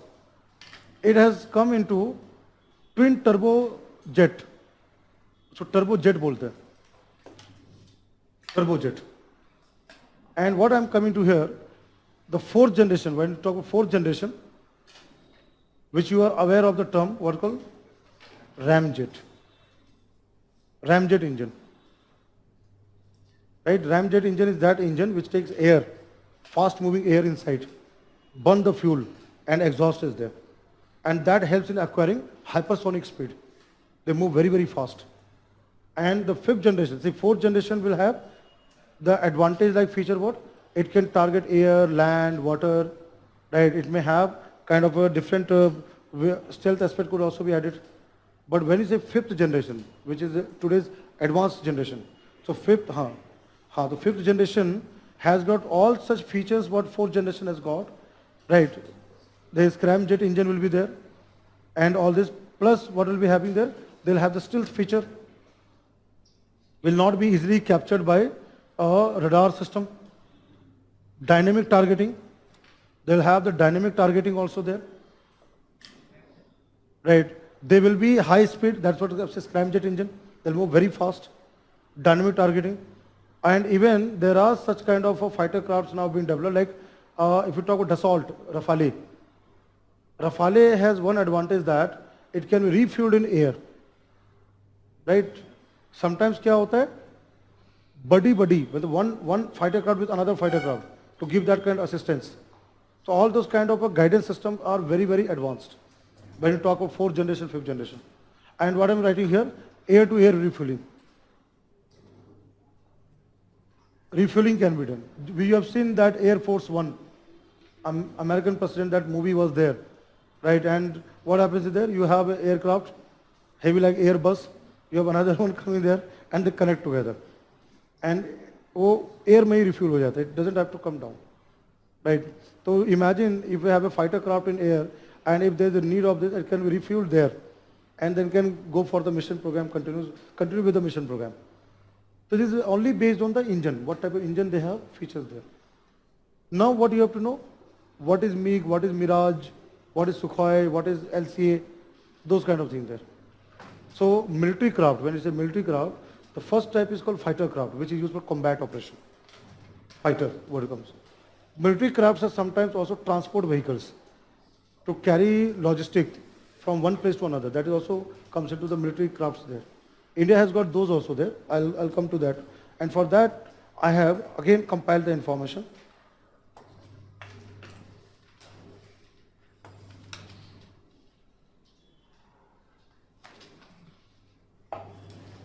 मैंने इसमें दोनों के लिए ये warship and this also part let me just go to that पहले मैं air part में आता हूँ then will come to the other part then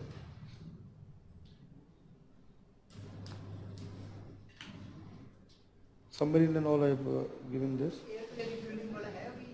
नहीं अभी डसॉल्ट में है अच्छा ये पूरा नेवी का ही है we have this air to air there is a Dassault has got there अच्छा ये भी फाइल में खोल देता हूँ this was there in the last Ashwin missile there. The missile was tested on the newly named Abdul Kalam Island, Balashore district of Odisha. Now this was there. 11 test हो चुका था पहले successfully. This last year this was in the news. Supersonic low altitude missile weighs around 1.2 tons, stands 7.5 meters tall and has a diameter of under 0.5 meters. So again these parameters you do not have to remember. But what is very important is that the missile comes with an inbuilt navigator, advanced computer and electromechanical activator. Technology within the missile is encrypted using a secure data link. ये दिया हुआ है और यहाँ पर ये चीज़ है. ये कई बार confusion होता है कि what about China? Does China has the anti-ballistic missile or not? ये कई बार क्वेश्चन होता है. China has also that. But if you look at air defense system, advanced air defense, there the India is going to build. After US, Russia, Israel, now India is going to build. But if you talk about missile, whether China has got anti-ballistic missile, China has developed that. But China till yet has not said that the Chinese want to build the air defense system. That's what China has not. But India is planning to build a air defense system. Right. Now what is the air defense system? Since I have opened this one, now look at here. I'll show you the photograph of air defense system, how exactly this air defense system works. This one there is a ballistic missile defense system. So what is India's plan?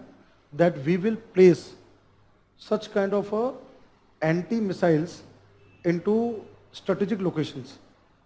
It will be on the island, Andaman Nicobar Island, Lakshadweep, wherever we want to place. It will be on the border areas, right? And we will see that if any kind of a time in future, if we are threatened with any missile attack, so all these kind of missiles which will placed will become effective, right? So this is what you find that this launcher sites have been given, and any incoming theater missile, I'm using the word theater, long range type of missile, can be destroyed in the air, right? So this is where India comes fourth country. ठीक है, ये question ध्यान से पढ़ना. अगर missile दिया होगा तो China also has a missile, but building the defense system in terms of protecting the entire landmass, India is becoming the fourth country. Israeli has already got something called Iron Dome, right? वो Israel and Palestine, you know the issue about. And I don't know whether in the class I have said, but I'll put it there. Benjamin Netanyahu, right? Recently there was a thing that few people were killed by the Israeli soldiers. They opened fire on the people who were throwing stones and हमारे देश में भी होता है ना, जम्मू कश्मीर में पत्थरबाजी होता है, पत्थर. तो वहाँ पर वो there was asked that it is really very bad that the soldiers opened fire over the poor innocent people. They were only just pelting stones only. So what was the need to open fire on them? So what Mr. Netanyahu said is that our soldiers do not have stones. Whatever they have, they will retaliate. पत्थर मारा तो जो है तो जवाब तो देना होगा. तो हमारे पास जवाब देने के पत्थर नहीं है तो गन है. तो we fired on that. Israel is a hard state, right? They do not take any time and they don't listen to anyone there, even not the UN. It has happened because Western support. Israelis have got the Western support there. India is not a hard state. पहले कहते आओ हमारे sir काटो and come and attack me. Then when there is a very imminent threat कि अब तो नहीं, अब तो कुछ करना होगा, then we go for attack, right? We don't do this purposely. So that was the Israeli has got Iron Dome. What is Iron Dome? If there is any attack, they retaliate back to that. So this is what our plan, but this will take long time, right? Long time to build this kind of defense will take long time, right? But yes, if we do that, well and good. We will be protecting our entire airspace and land also there. That part. Sir जैसे movies में जंगल मन king style ये ऐसी कुछ चीजें हाँ वैसे ही. Film को बनाने के लिए की जाए तो हाँ ये भी. प्रैक्टिकल चीजें दिखाएं ये क्या कर रही है. हाँ नहीं नहीं ये प्रैक्टिकल चीज़ में यही है कि ये अभी इसको मतलब कैसे काफी अच्छी टेक्नोलॉजी डेवलप हो रही है. नहीं हाँ दिखा देते हैं उसके साथ बैठ रहे हैं. नहीं मैं इसके लिए बता रहा हूँ ये चीज़ है जो मैंने बताया अभी मैं बता रहा हूँ ये चीज़ है. This what we have missile. ये जो पूछ रहे हैं जो कह रहे हैं ये होगा और एक्चुअली ये हो रहा है. What is हो रहा है missile. Ashwin missile we have developed last time we have developed that. हाँ वी हैव हाँ क्योंकि we have an agreement with Russia and Russia already have such kind of missile and technology. So we are now getting this kind of technology. तो ये India के लिए plus point है. We are trying to get this kind of thing there. तो this what we have that. तो ये ballistic missile यहाँ पे फोर्थ कंट्री का दिया हुआ है. Now this I am coming to this part there. Let me fighter crafts there.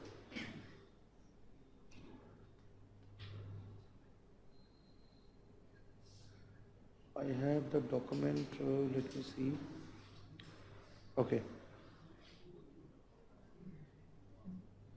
Now look at it, this MiG-29. MiG-21, this is a MiG-21, we have already decommissioned. It's not there. It was one of the very important thing, and MiG is a Russian company, Mikoyan Gurevich, that is a Russian company, and it was built partly in Russia and rest part under license part of HAL. Now what is very important, 1962, it was inducted into Air Force and then we retired in 2013. The most of the accidents air mishap, the crash of the has happened of this particular fighter craft. Sometimes क्या होता है कि ऐसे जो fighter craft which we buy, we give the name also, Indian name. उसका नाम भी दिया जाता है. So you can say that what was the need of having this particular fighter craft in 62 is the war. China which attacked in India. At that time, government of India realized to get this particular fighter craft from Soviet Union. And then we retired with this. So this is one part. Then what we have, this one, Dassault Mirage. This is how the Dassault Mirage looks like. Now you all know that, you have studied from current affairs that earlier we were planning to have 136 such Rafale to be bought from France. Then we 36. Now what is here?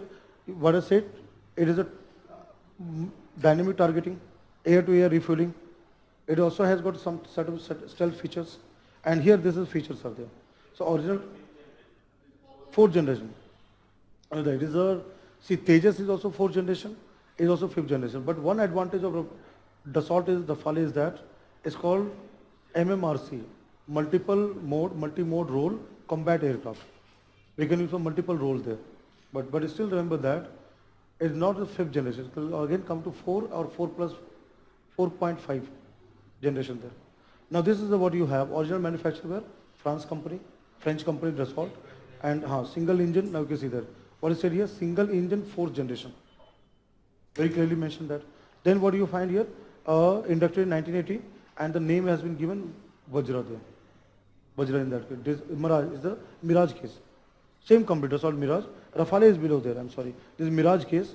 And what is said here is that this Mirage, Dassault company, French company, was used in Kargil war. That was background given there. Now this is MiG-29. This is how the MiG-29 what we have right now. So again Russian there. In service, 69 are in service. And right now the name has been given Baz. The Indian name is given Baz there. Now if you look at here, this is what you have Sukhoi. Sukhoi 30, Su-30 we have today. Now so Sukhoi is again Russian company. Is a Russian company built, but is built by HAL under license. That means technology transfer has been there.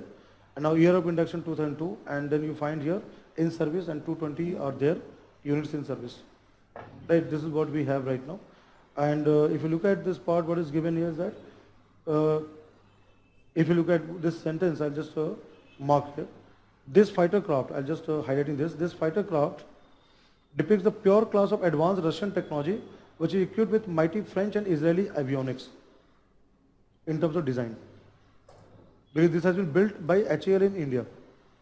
So we have incorporated features from other countries also there of this particular fighter craft. Then you have here Tejas. So you have a BrahMos and Nirbhay is also planned to work. This is Tejas, what you all know that. Now Tejas is at HAL India, 2015 status in service. Right. Now this one, name Tejas, you know that it has come from Atal Bihari Vajpayee who gave that. Now apart from this, see ये ऊपर का जो है maximum लोगों को पता होगा, but this one very less people will know that. Like major ground attack fighter planes of India, there comes Jaguar. Jaguar is a one. Now fighter planes of India, in terms of ground attack, this Jaguar looks like. And Jaguar is a, again here, what is the original manufacturer? France and England joint venture company called the Sepecat, S-E-P-E-C-A-T. The Jaguar has come. And built by partly at Wharton, England. That has been built and remaining at HAL.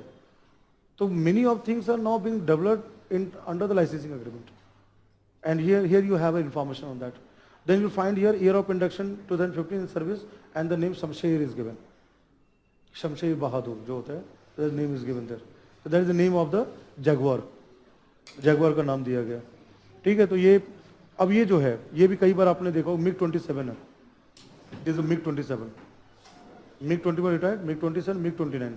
Now MiG-27 ground base there. So Russian part, then Bahadur. His Indian name is given Bahadur. So we have 165 such units there, right? And now transport aircraft. I was saying that there sometimes we have military craft which can be used for transport. So we have this one Hawker. Okay, so what I've done is that I tried to put the information like apart from the normal ones, complete. You have the names there, like this Hawker HS-748. Now what is the main point here? The main point is that joint venture of this two company, Avro and Hawker Siddeley, that is in England. Right. Now technology is twin engine, turbo propeller type. Right. So where it will come into this type? Turbo type, second and third generation there. Now what comes here? How many units we have? The number is given, and its name has been Vayudut. There is a name given Vayudut, Indian name given Vayudut here. And here you have Air Force, both Indian Air Force and airline. They are using for transport. Transport purpose के लिए इसको use किया जा रहा है, Hawker को, ठीक है? Present status is not decommissioned there. Dornier, this has also come in the news. Dornier 228 aircraft. Again, it is a kind of a transport kind of thing. And you find here is that Dornier is this one. So which country will come here? Dornier. Dornier aircraft. Dornier Flugzeug K. Is Russian or France or Germany, where it comes there? France. Right. Now from what is the twin engine? Now see, twin engine, turbo propeller type multi-utility built in India by HAL under licensing agreement. So 125 is there, part of this. So VIP, paramilitary forces, all this kind of troop, kind of logistic support, we are having this particular aircraft. Then you have here, this name has come, sometime you'll find Ilyushin. Right, Ilyushin, this name. There is Russia there. Is a mid-air refueling tanker is there. What you find here is a mid-air refueling tanker. What you have in the photograph there. It's used for refueling there. Right? And we are using presently right now in the country. We have 7 such inactive one. Now another very important current aspect, Globe Master. It is come in the new C-17 Globe Master. Right? That's what I said, that I wanted to give you those kind of information which can help in the examination. So instead of dictation part, so I thought there are a lot of information put in a word format. So that one place you read and you know all this information there. Globe Master, we have acquired. Now Globe Master is almost looks like a kind of, you know, you have seen that aircraft, Airbus and kind of thing. A big kind of transport aircraft is there. And Globe Master, if you look at, this is from Boeing. There is an Airbus. It looks like Airbus, right? US, this Globe Master is there. Year of induction 2013. 10 units are in active service. We are already using that. And it is primarily, if you look at here, US Air Force, they use this C-17 Globe Master. Now what is given here, say here. This military transport aircraft was originally built by Boeing and McDonnell Douglas together for US Air Force. This is primarily made for rapid airlifting and transporting troops, right? Cargo, equipments and warfare materials, tanks, etc. You have seen that movie, like, which movie is that? The high-speed cars are there. Fast and Furious. It opens up at the back, right? And you can put the car and tanker, like tanks can also be placed there. It has a big place inside. And that can be carried by this aircraft to the place where you require that tank, battlefield tank. So those kind of things, movements are there. So this similar type of things are there. So Air Force successfully has there near Dharamshala. Now see what is said here. Air Force landed successfully the Globe Master near Dharamshala Airport. That's the part. कई बार आप ये भी पढ़ेंगे fighter craft को expressway and highway में उतारा जाता है. Why they do? That's part of training part.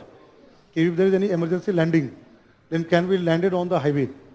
It has been done in Agra Highway also there. Yamuna Expressway, it was tried out there. Not this one, not this one. I'm talking about the Tejas and all this has been all tried out there. MiG को भी try किया गया. Already the 4 lane, this is the Yamuna Expressway, so there it was tried out there. But not for this one, but it can be Dharamshala के लिए किया. Then very, very important one, this is also in the DRDO website, plus you'll find in Ministry of Defense, Hercules. C-130J Hercules. Another very important aircraft, military craft is there. And Super Hercules looks like this one. This is Super Hercules. Right? So now what is the feature of that? This is found in Ladakh, where it has been used there, high altitude part. Now Lockheed Martin US. There is a Boeing Globe Master. Now Lockheed Martin US has built this particular type of aircraft, C-130J Hercules. Now year of induction 2013, 5 units in active service. So civilian and other related humanitarian services, particularly the rescue operation. Right, rescue operation there.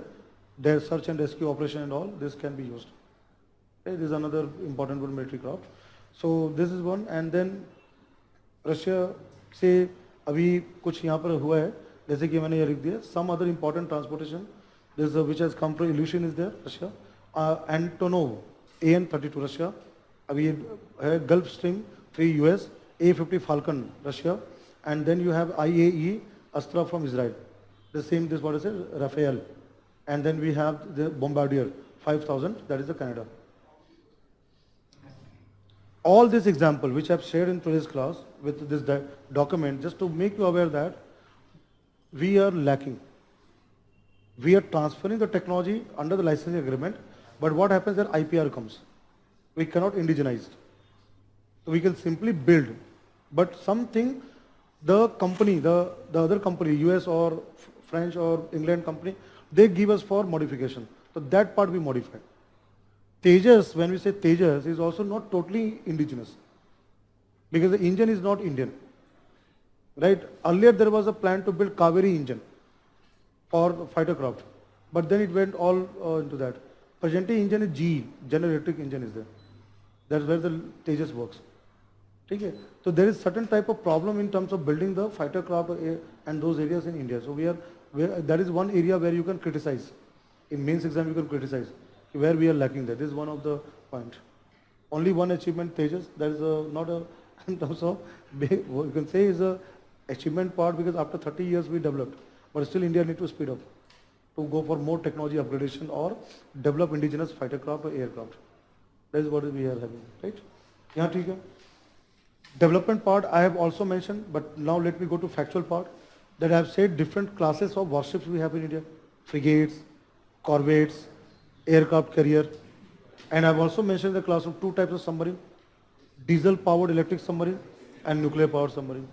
So I have put in a single file again.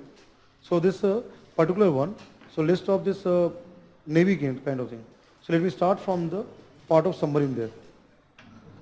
मैंने class में ये बताया था कि जहाँ भी ये word Sindhu आता है, this part I have given the Sindhu word.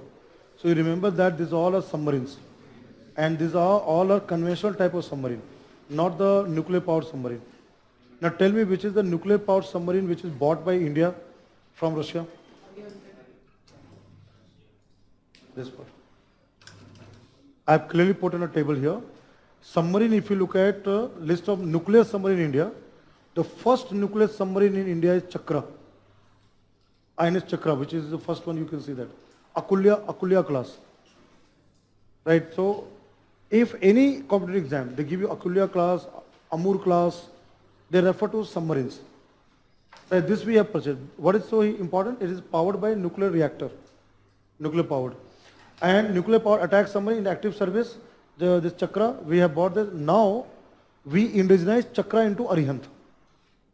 So Arihant is nothing but modified Chakra. उसका modification किया गया. ठीक है, and the reactor on which Arihant works is the reactor of BARC. Bhabha Atomic Research Center has built the reactor, which propels there. So this is a nuclear powered SSBN. Do you know what is SSBN?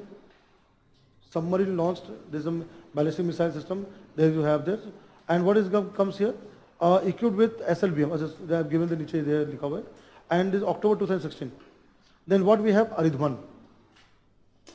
There will be something in India called Arihant class, and we are also building Aridhman.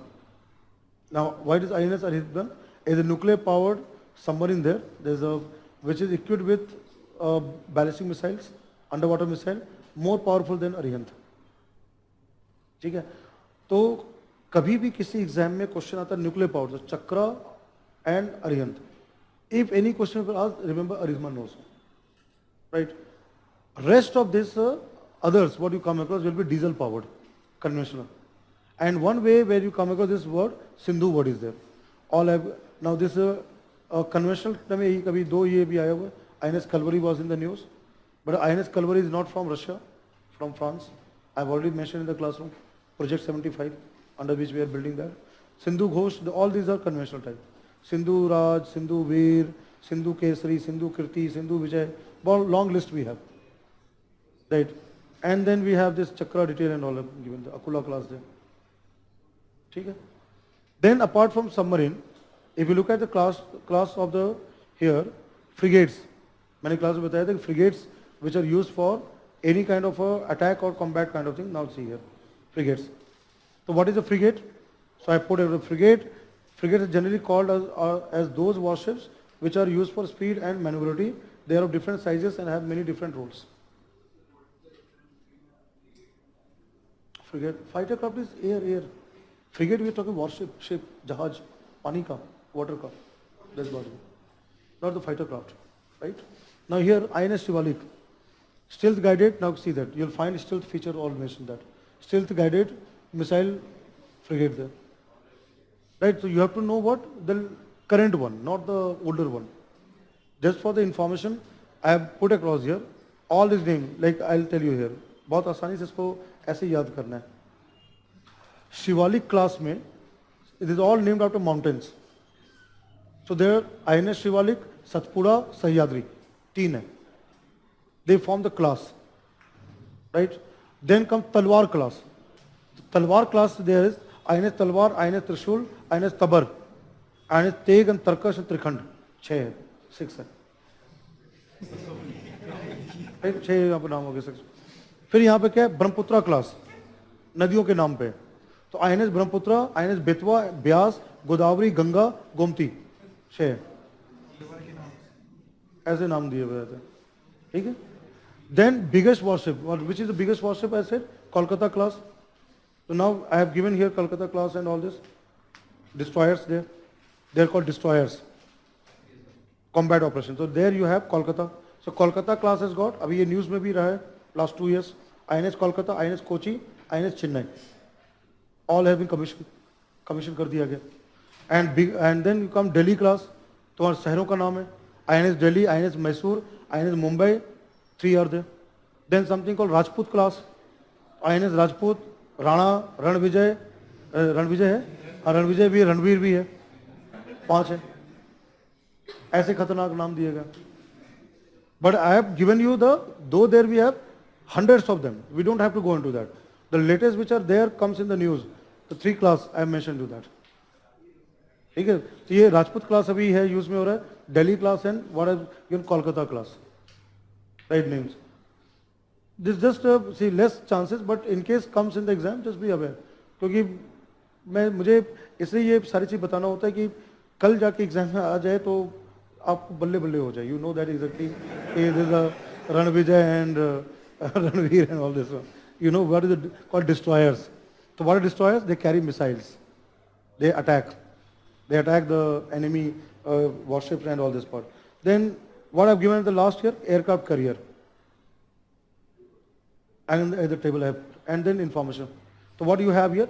Vikrant, which we have discussed in the classroom.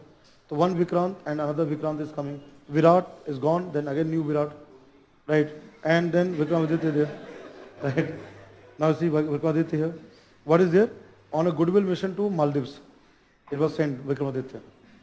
So what you find here, what you see in the photograph, sky jump, which can take off and can land there. Long dock is there of this particular type of aircraft carrier, right? What is the actual name? Goshkov. I have said in the classroom there, INS Goshkov, Admiral Goshkov. Now there, I wanted to share in the classroom the name of the helicopter, Kamov. It is there in the e-book of DRDO, Ministry of Defense, Kamov helicopter. It's a Russian helicopter which have been now put on the Vikramaditya. Okay? Then coming to this Vikrant and all this, which will be sea trial. Now see here, very clearly you see, what is mentioned here. Missiles fitted Barak 1, Barak 8. His name is, we have Barak. Right. So again, last 2 years, current aspect, things which have come in the news and all this part, I have put across there in this part. So all these 3 documents, list of missiles, list of fighter crafts and aircrafts, military crafts, and the submarines and warships. बस ये चीज़. तो ये आपके लिए क्या होगा, time बच जाएगा. You will save your time to go to the multiple sources. In one way you can just see before the exam. If in case one GK type question, factual question comes, you are able to pick up there. That part of it. What will happen in mains exam? When you write answer, you can quote example. There will help in mains exam. Right? You can give example that what has been developed, what has not been developed, what is so special about that particular system there. Right? This part is there. So is it clear here? Now I will come to the concept part. So what actually I was planning to go into biotechnology part. This part to have the information, basic terminology, knowing the example and everything, and then moving to the area of biotechnology. Right? So let us start with the topic of biotechnology. Now let me ask in the classroom. मैं एक चीज पूछता हूँ. Anyone from the biotechnology background here? Molecular biology, biotechnology? हाँ? नहीं? Doctor, you are doctor, right? You are doctor, right? हाँ, because he used the term of encephalitis and all this what. So biotechnology. What is biotechnology? Modification of genes. Video भी दिखाऊंगा अभी. Just you will see the video also there. You will have one video also there. Infotainment time हो गया. I'll play that. Just in just 2 minutes time, you'll have one video on biotechnology. You see that part. But let me ask you. If you have to write in one sentence about biotechnology, what would be that sentence? Bio plus technology. Is it enough? Right? No. What has to be there? So I'm coming to that. The biotechnology, if you look at, first time this term was not in the earlier time. The first thing what I'm writing here, it has been coined by, this term was coined by Hungarian engineer. Hungarian engineer Karl Irecki. Yes. Karl Irecki, Hungarian engineer, he used the first time the term called biotechnology. Right? When Jallianwala Bagh massacre was there? 1990. 1990? Right? That year. So, 100 साल होने वाले ये word का जल्दी. This term will become, in 2019 will be 100 years of this term. So 1919, this particular term has come. Karl Irecki. Right? This is GK, general knowledge. UPSC will not ask who coined the word and all this. This is just for your general understanding. Now I'm coming to definition part. What is definition here? Manipulation of living systems, whether plants, animals, microorganisms, cells, tissues, DNA, RNA, protein, to derive beneficial product for mankind. That is called biotechnology. So what is in simple word is that? Is the manipulation of living systems to derive beneficial products. That is what biotechnology comes.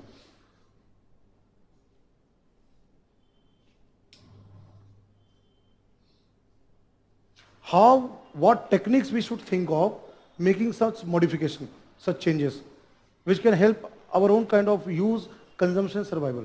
That's where the biotechnology all about comes in. So what we can say, biotechnology is a multidisciplinary science or subject. It's a very applied one. So third thing is that it's a multidisciplinary subject.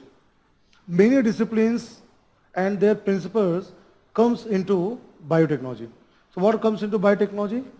Microbiology. Then biochemistry in terms of enzymes and all this comes into that. Then what comes here? Genetics. Then what is the branch there called? Molecular biology. Study about DNA, RNA, the structure, function, right? Botany, zoology, every area, and even you can write engineering also. Engineering also comes into the application of concept of engineering also comes into the biotechnology. And today worldwide, different biotechnologies, they use all those kind of. So when we work on living system, living organism, right, whichever subject comes, all will fall into biotechnology. So that's why it is a very applied subject, right? Application based subject is there. Now what comes important here is that I have said in the classroom that mankind has been using biotechnology from very long time. And I have used the last time the word there. I have said that we can divide into two types. Right, the first one is what is called old or classical biotechnology.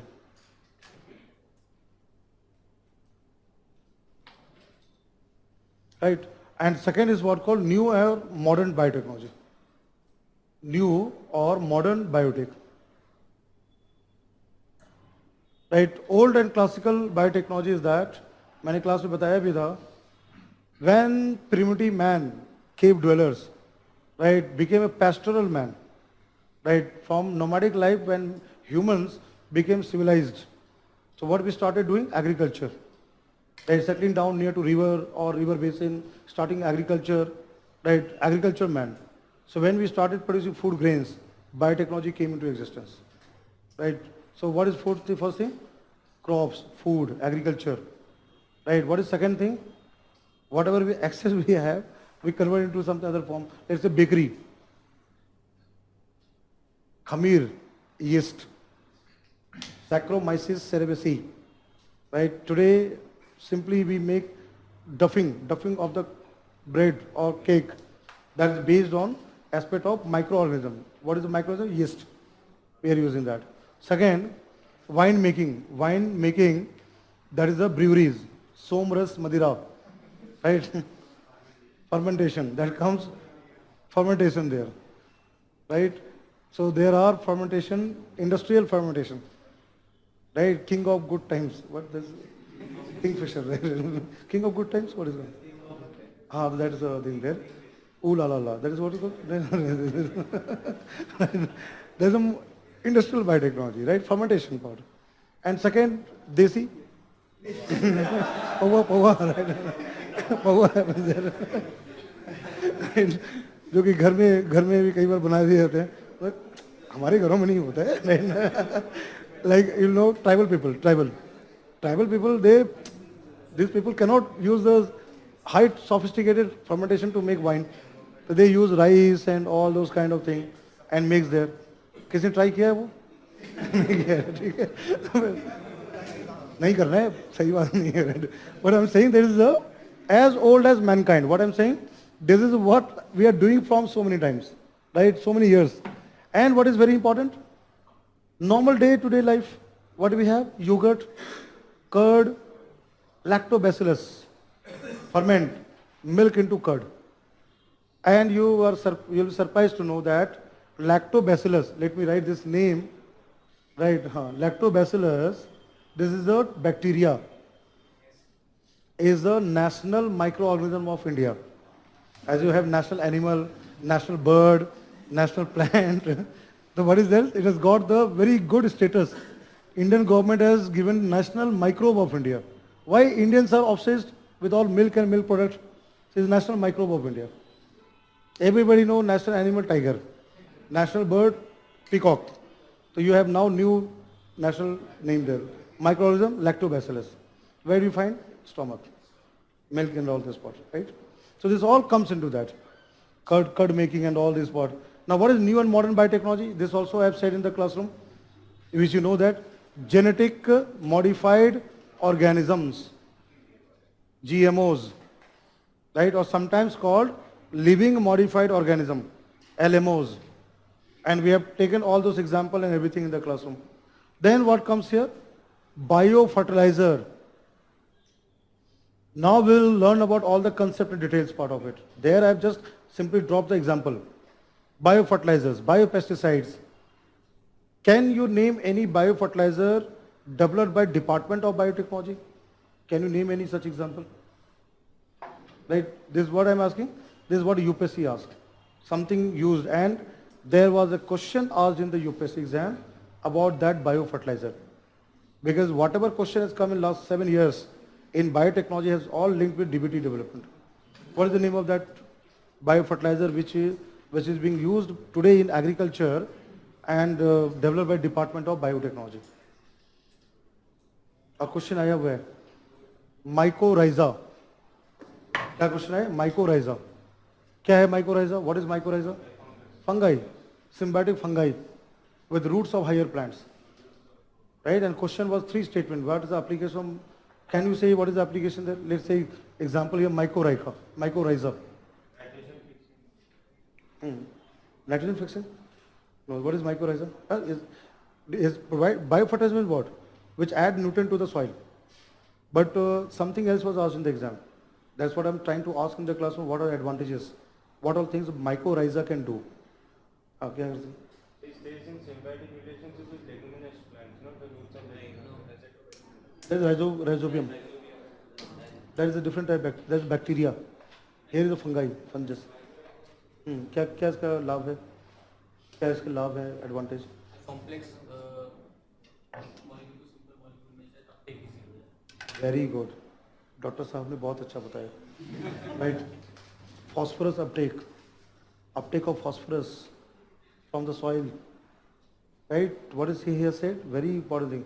Breakdown of complex molecule into simpler one. Let's say phosphorus and uptake by the roots of the higher plant. Rhiza means roots. ठीक है? ये तो let me write there. So since I am adding here as an example, I am coming to, so I am giving the information. So what it comes? Uptake of phosphorus. Phosphorus P. Right? You write पूरा. मैं बाद में revise करते तो समझ नहीं आएगा P क्या है ये. Right? Uptake of phosphorus. Right? What mycorrhiza again does?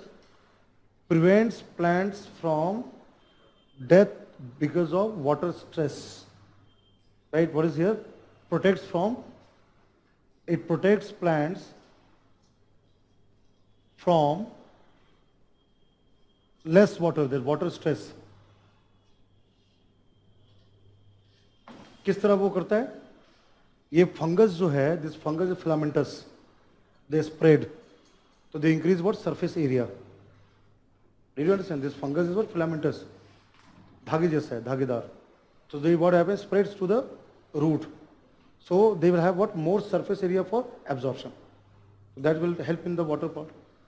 Then pH, right? Salinity of the soil, and protect. And at the same time, diseases. So the three things what I've written here, that was given in multiple choice question. For what mycorrhiza is used as biofertilizer? 1, 2, 3. There the answer is 1, 2, 3, all three of them. But if you don't have that prior information, either whether uptake of phosphorus or nitrogen, whether it can help in protecting plant from diseases, plant pathogen, or will help in taking up water, nutrients, so you will not be able to identify 1 and 2, 2 and 3, 1 only or 1, 2, 3, that kind of option. Right? So today in modern biotechnology, we are having in agriculture mycorrhiza technology. Right? Though rhizobium and all we will find very common in biology book, but this comes there. Then you know that very important one we have also discussed in the class ART, assisted reproduction technology. What comes? IVF. आजकल एक ad आता है Indira. You have seen the metro and all this. There is in Patel Nagar, there is in vitro clinic is there, right? And you know about that. Now commercial surrogacy is banned in India. Only the altruism, that has been allowed, right? But what is very important, you should know what is IVF, right? So remember that. Assisted reproduction technology, what is what? Assisted, can be different form. It can be in vivo also there. What is the word? Assistance. You are helping a reproduction part, fertilization part. That can be assisted by, in terms of a method which can help inside of the body. Where it is not possible in vivo, then we go to the lab, in vitro. Wiki donor, there comes the wiki donor concept there. IVF there, right? Test tube baby. And why Indra? Because Indra is the first test tube baby who have given birth. I mean, news mein aaya tha. She has become mother also there. First test tube baby of India, right? But what is irony? Nobel Prize was given to English British scientist, right? But though it's an Indian innovation, right? But the award went there because we Indians didn't have the habit of claiming, no? We don't claim. We work with, but don't claim. There they claim, okay, whatever we have done, let's make it public. So now things are changing. Scientists are realizing there's a big demerit of that. But again, we'll learn about the classroom IVF, in vitro fertilization. Now I'm coming to very important one. I have also said in the classroom, in vitro fertilization. ART is assisted reproduction technology. Right, that part comes. ये हम लोग सब आएंगे. या तो मैं I'm dropping the words. We'll learn about this. I'm giving last example. Then I'll come to the part. I have also mentioned in the classroom, but I'm writing again there. Stem cell therapy, gene therapy, some advanced therapy. Let me write here, gene therapy. But what is gene therapy? Now we will learn in the concept as part of biotechnology. When I'll come to the topic of therapy, there we'll discuss about gene therapy. But what I'm writing here, modern biotechnology has helped getting gene therapy, right? Now, apart from this, what is another thing which I have mentioned in the classroom there, the last time in the development part? I have said DBT is agro and all this, and I have used certain words. What were the words? Which words were there? कुछ word मैंने use किया था in terms of branches of biotechnology. So I'll just remove this one. See, today biotechnology has grown to a stage where there are number of branches and sub-branches. So what is the name given? So I'll just simply, next point here, fifth one, I'm just putting in a flow chart here. And then we will watch the video. The three main branches, what is the name? Green biotech. What is green biotech? Agricultural biotechnology. Red biotech. What is red biotech? Yahan red, green, do not confuse with green revolution, red revolution and agriculture. I am talking biotechnology part of there. And then I am writing here white biotech. Green biotech is agricultural biotech, agri-biotech.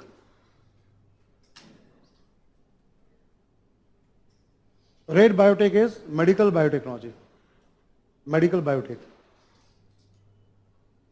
And white biotech is industrial biotech.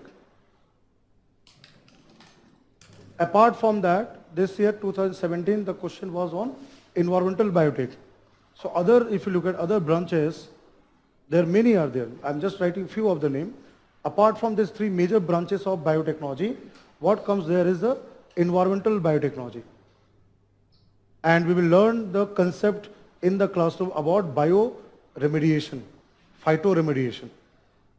Right? I will be teaching that part, and you will also have notes on that. I'll give you class notes also there. So, but I have written here environmental biotech. We'll learn in the classroom not only bioremediation, I will also teach you here DNA barcoding, barcode. We'll learn about those concepts of barcoding. Then what I'm giving here, apart from environmental biotechnology, there's another branch of biotechnology, what is called forensic biotechnology.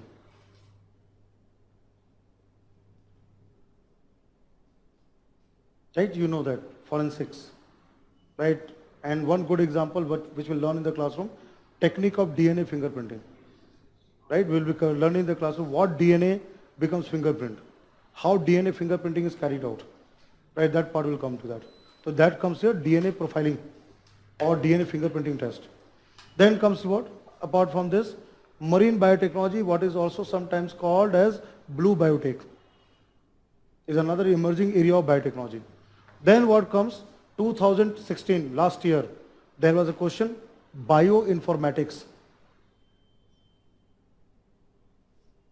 This is another very important branch of biotechnology, bioinformatics. Right? Information technology married with biotechnology. Right? So biotechnology plus IT comes bioinformatics. India has a huge opportunity to use this bioinformatics because we already have a large pool of IT manpower, IT professional. But उनको biology नहीं आती. They don't know biology. The moment biology comes, they run away. No, I don't want to work. Right? Protein, DNA, RNA. Then we also have today good pool of, I can say big pool of biology manpower there. In terms of who have studied botany, zoology, PhD, postdoctoral, we have the human resources. But when you talk about IT, computers, again they run away. So bioinformatics try to bring these two classes of people together. Who is an expert in IT, Java, C++ programming, at the same time knows what is proteomics, what is genomics, all those areas. So that is called bioinformatics. कहाँ use होता है bioinformatics का? कहाँ एक application बता दो आप bioinformatics का? हाँ, वो भी ठीक है. देखिए और अच्छा example, drug designing, anti cancer drug, that is part where come IT, right? So in vitro, in vivo, in silico, supercomputers, modeling, simulation. That's what I said. There engineers comes who can simulate an environment and develop any kind of design. That's where the information technology comes. So you learn in the classroom, drug discovery program, and I'll give you a lot of current aspect also there. We'll go to there. So today, many such branches there, though I've given here 7. But as we move on, we'll go to those branches there. Right? Now is the time of entertainment. Right? After so much torture, too many facts and all. So now I'll go into what is something you should know about biotechnology part.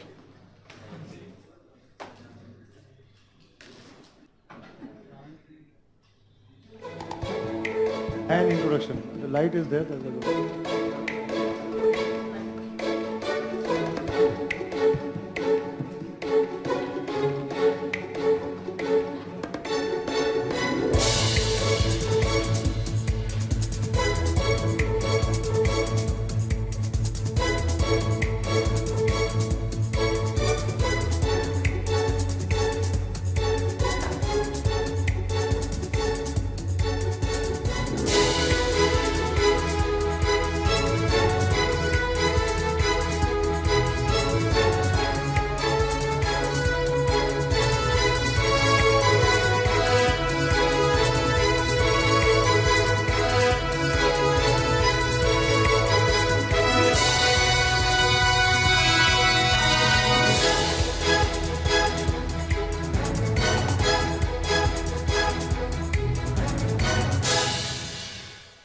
So what do you find? Heal the world, feed the world, fuel the world.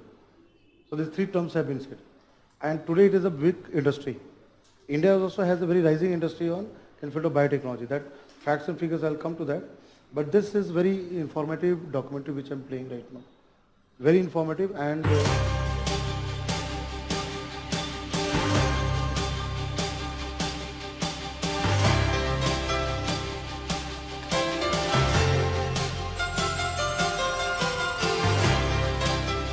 lights on.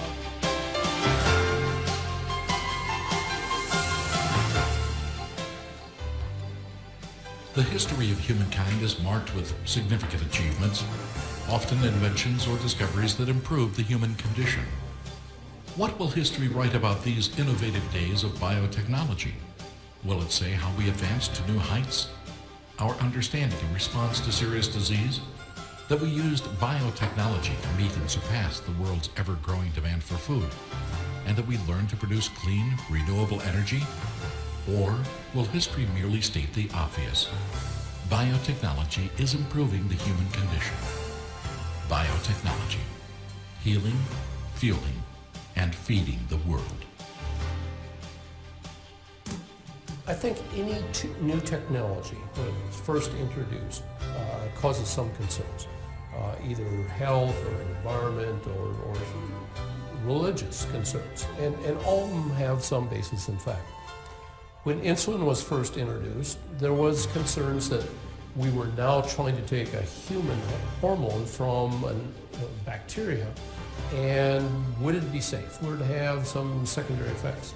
As time has shown, the insulin produced by biotechnology is remarkably safe, remarkably effective, and very cost effective. We're going in the same direction in plant-made pharmaceuticals. There's research in place today to make the first human cancer vaccine in tobacco plants. When that vaccine comes out and is available to the general public, I don't think anyone will ask, how did you manufacture it? Did this come from plants or did it come from animal cells or whatever? Let me say, we have a cancer vaccine. And suddenly the stigma of plant biotechnology and genetically modified crops will be lost, and we'll begin focusing, as we should, on the products that are coming out and how useful they are. This is the start of a pivotal change, because this is shaping up to be the beginning of the biological era. Because we've seen farmers mastering weed control and bug control, and in the not too distant future, they're going to be growing crops that are nutritionally better and are grown with less water to yield more. The thing that fascinates me with these crops is whether you're a 1 acre farmer or a half acre farmer in India or a 1,000 acre farmer in the Mississippi Delta, the benefits that you get from these technologies is exactly the same. And the yield returns are exactly the same. And the cash that comes back into your enterprise is exactly the same. And as I look to the future, and I don't think it's the too distant future, those self-same benefits will translate into sub-Saharan Africa, where you'll have a farmer there plant a seed for the first time that yields more with less water. And I think in the next 10 or 15 years, we're going to look back and smile at the beginnings of this industry, whether it's in medical or it's in agricultural biotechnology, because we're now beginning to turn the page on producing enough crops to drive or satisfy our demands for food, for feed, for fuel and for fibre. And I think 10 years or 15 years from now, looking back, we'll wonder why we even debated that this was possible. Rotarix is interesting. I think it was Bill Gates who said, I can't believe that there is a disease that kills 600,000 children a year that I've never heard of. And he was speaking of rotavirus infection. And everybody has had it. All of us in the developed world and in the developing world, but nobody knows the name of rotavirus. It's diarrhea and severe vomiting in babies. And in the US, it causes quite a lot of hospitalization and economic burden. So we're developing our vaccines for travelers as a commercial market. But the same diseases that will ruin your business trip or your adventure trip are actually killing children in those places where travelers are going. So we're trying to do that part of it, the global health development, with the help of the NIH and agencies funded by the Bill and Melinda Gates Foundation. I think there will be two events of memory 200 years from now about today. The first will be the recognition of the individuality of disease and response to therapy. That's molecular biology. The granularity of our understanding what a disease is so much more intense now than it was just a few years ago. Whether that's understanding what kind of a tumor you have, or whether it's understanding how your tumor is different than mine, even though it's the same kind of cancer. So the ability to make therapies more customized to individuals in terms of the idiosyncrasies of their illness and their individual responses to drugs will be one of the things that we look back on the turn of the 21st century with fondness about. The other side, I think, will be the recognition that we can go beyond pills and scalpels and truly harness the power of regenerative medicine. And that's what we're trying to do with our embryonic stem cell program. We believe that every tissue and organ has cells which are focused on regeneration. What Tenjian has done is we've unlocked the ability to isolate those cells, grow those cells, and put them onto the right type of scaffolding material that once implanted back into the body, catalyzes the body's natural ability to regenerate. What we're doing is we're taking the cells that we've grown. We grow out a tremendous number of cells. Those cells are then coated onto a biodegradable scaffold that's in the shape of the organ that we are trying to treat. That cell-seeded scaffold, if you will, is then sent back to the patient's surgeon, where it's implanted back into the patient. It functions as an organ, but the most important thing is it actually catalyzes the body's natural ability to regenerate an organ. The body says, oh, I know what this is. This is a very early stage bladder. I grew one of these for these patients before. I still know how to do that, so I'm going to fill it in. I'm going to grow in all of the tissue layers that are required in a normal bladder. I'm going to vascularize this organ. I'm going to bring blood to it, and it's going to function and develop like a normal organ. Over time, this scaffold material slowly dissolves, and it's replaced with normal bladder tissue that the body has laid down. The body has regenerated. Biotechnology is about life, and life is about carbon. And 80 or 90% of the world's energy is also about carbon. And so you might expect that there would be great synergies between biology and energy. We are pursuing the application of advanced biotechnology and biology to do transportation fuels. Not just ethanol, but substances such as butanol. It has a higher energy density, 90% of gasoline as opposed to 70%. It also isn't as corrosive, it's not hydroscopic, and of course you can run it in your engine without any significant modification at all. Biobutanol will be far superior to ethanol in terms of power and transport, all derived from energy crops. Right, so this documentary talks about various areas of biotechnology and the avenues on that. What is being developed worldwide and what scientists have been. One of the things which people at the back could not have read, do you know? Those in front could have followed that. It gives you very good information in terms of do you know part. So this video I played so that it remains with you in the case of the online classes. So anytime when you want to see, then you can go to that and you can see that do you know segment there. There was a timeline also there. How it started from the ancient times and how it has gone into the modern times. It has given all the major achievements, milestones there. Right. Now let us see here. We'll now start with techniques of biotechnology. This is what I've given there. Let us go into the tools and techniques of biotechnology. And we'll first start with recombinant DNA technology. So now comes the concept part, all the concept, but simply will not be only the concept, I'll give you the notes also. Along with that, we will also go into the part of what I want to say here, application and government aspects. We'll look from the mains exam perspective also. Regulation part and legal aspect, all this will come into that. So let us first understand. So give a title there in your note copy, Tools and Techniques in Biotechnology.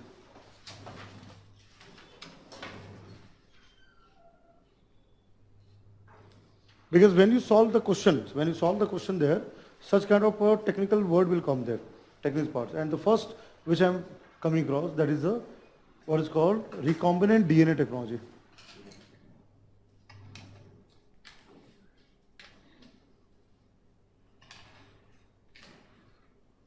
Right, recombinant DNA technology. Right. What I'll do first I'll explain, then I'll give you written part. Now understand like this. For example, we want to make human insulin with the help of bacteria. This video also said, the first time recombinant insulin was made. So what is the best way? Because the insulin, remember that. What is insulin? Insulin is a hormone. Right? Which cells in the human body produce insulin? Beta cells. So pancreas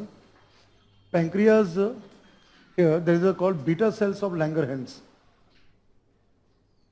This is a cells, alpha, beta, there's all these names are there. Right, beta cells of Langerhans releases a hormone, what is called insulin. And the role of insulin is to keep in terms of the blood glucose level. It converts excess glucose in the blood into glycogen and stored in the liver. So the glucose level is maintained. So it reduces that part. Now, those people who have the problem regarding this part, insulin production, right? You know that they suffer with a disease called diabetes. Right, this part happens there. Now see that this insulin is produced by pancreas cell of human. But now we want not a human, but from bacteria. This insulin is to be made. And where it is required? Those people who suffer with diabetes. They can take this hormone from outside. Right? Not only insulin hormone, you take any kind of a therapeutic protein, which is required for human. Any kind of hormone. So today it is possible to be made with the help of bacteria or fungus, and we use a technique in the lab called rDNA technology, right? Now, what is here? Is also, now let me first explain the sequence, then I'll come to the words. What we can do, we can take human cell, is a human cell there, right? We can break the cell, break the nucleus. This is remember that chromosome, where the gene? On a DNA. Where is DNA and gene? Chromosome. Where chromosome? Nucleus. So you break the nucleus, separate the chromosome, break the gene, separate this. Let's say, for example, I'll draw with another color there. This is the insulin gene. All this manipulation is done in the lab. Now what is done in this technique? What was done first time? It requires a host. What is the host here? Bacteria.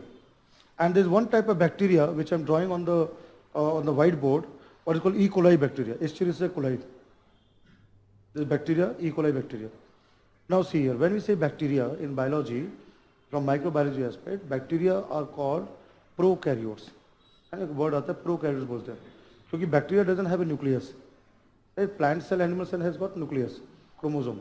But what bacteria has got? Bacteria has got something, what I want to explain here with the diagram there. There's one type of circular chromosome or circular piece of DNA, what is called here plasmid. ठीक है, तो ये सारे technical word आपको एक बार ध्यान में रखना है. Plasmid, what is plasmid? Simply stated circular DNA और circular chromosome. Right? Now what was done there? This plasmid was taken. Right? This plasmid was taken there. This plasmid was taken.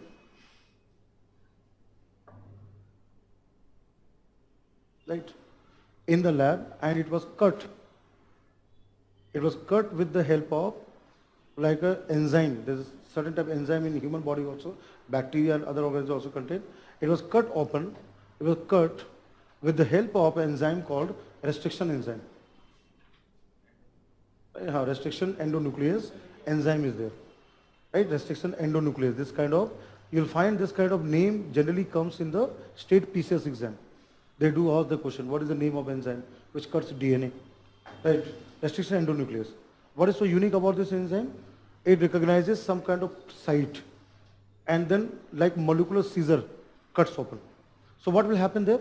This plasmid will be now, will be cut, split and will have a slot. A slot will be created.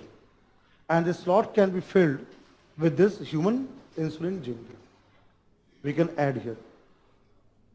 All this is done in the labs there. This all manipulation carried out. Now when we split this one and add this human insulin, so what will happen here? You require another set of enzyme. This is called as the name of enzyme, that is a what called DNA ligase. There is another enzyme called DNA ligase enzyme which can join two pieces of DNA, two molecules of DNA together to form single molecule. Right? This is made there. So what will happen now? Now this plasmid which has been cut open, so will have what? This joined together. Well, you can say it acts like a kind of a glue. Right? It joins together and forms a single DNA molecule, single plasmid. Now this bacterial DNA contains human insulin. Now this kind of molecule is called recombinant plasmid. Here the word recombinant DNA word comes here. Now recombinant plasmid, what does this mean? That means this two types of DNA has recombined to form a single DNA. Right? Now what is done? This has to be expressed. Now the bacterial DNA contains information of human insulin. That has become part of bacterial chromosome, plasmid. Now this recombinant plasmid will be again now inserted back. We can take this one and insert back to the bacterial cell. This bacterial cell there. Now this bacterial cell now, what will happen there? It will have kind of a plasmid which will have human insulin. And bacteria will think that this gene is its own and will produce the protein what is called insulin. So bacteria will become like a biofactory, will grown in the bioreactor, and insulin will be made and we can purify that insulin and sell in the market as a recombinant insulin for helping those people who require like diabetes. They can go for this. So just orally I have explained the diagram there, what exactly was done that time. But today we can use a similar kind of protocol for any other kind of modification. It's not necessarily only the bacteria. We can use plant also, animal also, and not always plasmid. They said sometimes viral vector also, viruses can also be used. So now you can write there. Now you write this. I'll put in a paragraph there. Now write this.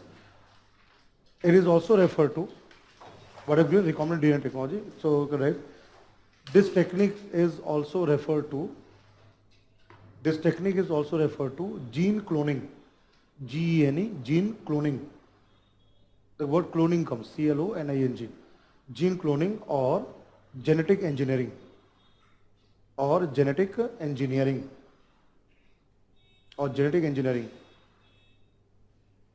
Right? Now give a full stop. It is used to make transgenic organisms. It is used to make transgenic, T-R-A-N-S-G-E-N-I-C, transgenic organisms for various applications. Transgenic is used to make transgenic organisms organisms for various applications. Various applications, right? Now give a full stop there. In this method,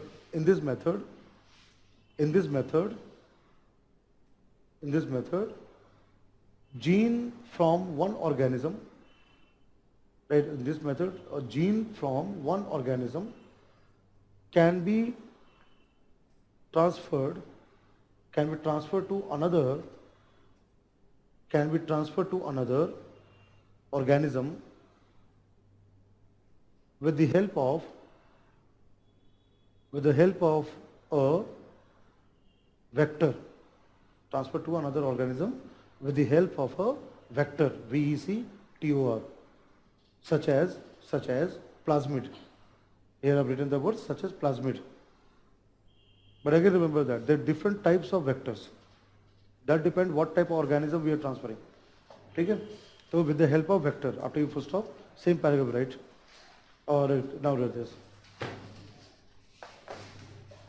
The gene to be expressed is removed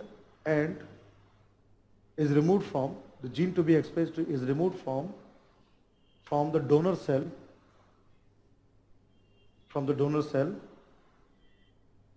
and is inserted into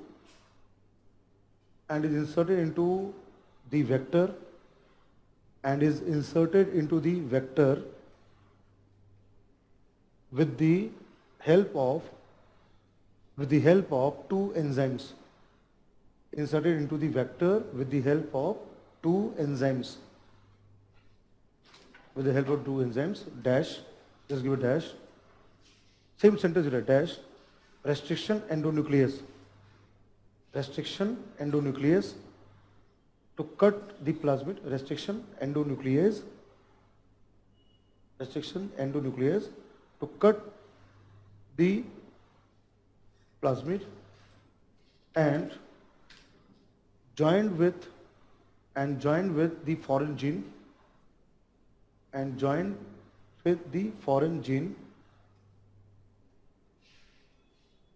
by DNA ligase.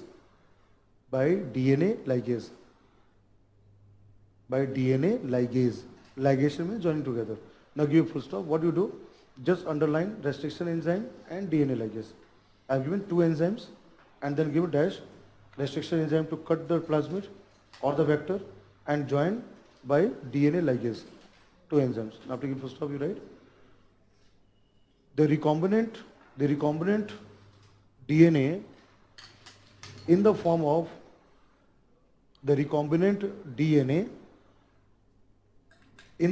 plasmid or any vector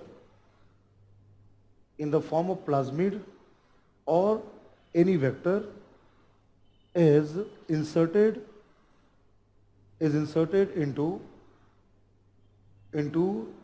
a suitable host cell.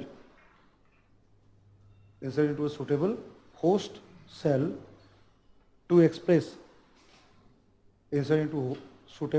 host cell to express gene of interest.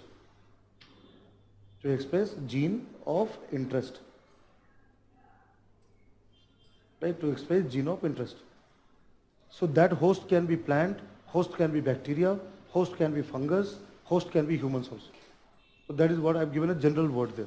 It is inserted back to form the particular gene product. Express the gene of interest, which will be obtained from donor cell. Now donor cell can be a bacteria, donor cell can be human, donor cell can be plant, it can be any organism. This is I have given a very general language. Again remember, UPSC is not going to ask, write or discuss genetic engineering. This is just for your basic understanding. Right? Is it clear here? So this type of organism called transgenic organism, recombinant DNA technology. Now what is the here? Application part. Now come to the application part. क्या इसका application? ये example मैंने insulin के तौर पे समझाया, लेकिन इसको कहीं भी किया जाता है. अब जैसे बीटी कॉटन है, जस्ट एक example, BT cotton. What has been done in BT cotton? right. The same thing in BT cotton. What was done? What is BT? Is the bacteria. So what is donor cell? Here, what is the donor cell? The donor is bacteria. Got the point? Here I have explained with human insulin. But I'm just trying to make you understand how genetic engineering can work with plants aspect. So BT here is the stand for bacteria. There's a Bacillus thuringiensis. This is the bacteria. So what is the donor cell? Which cell is giving gene of to be expressed? Bacteria. So what is the name of the gene here? This bacteria has got cry1 AC gene is there. Okay.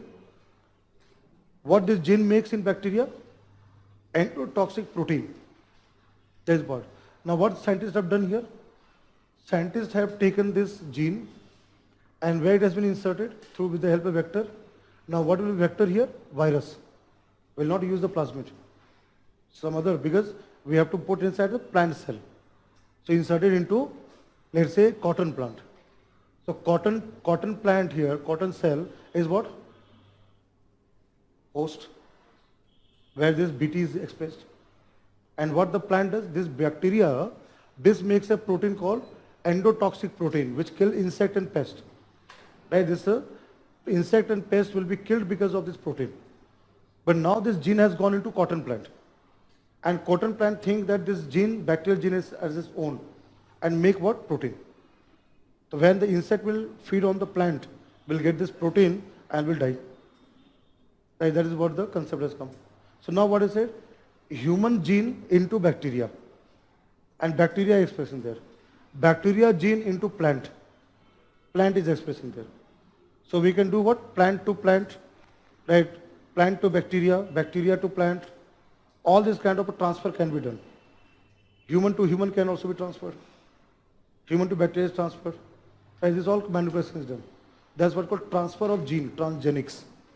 Or what is called genetic modified, GM. That word comes into that, right? Now come to the advantages. Why we need to do this kind of technique for any organism? What is the advantage, application part?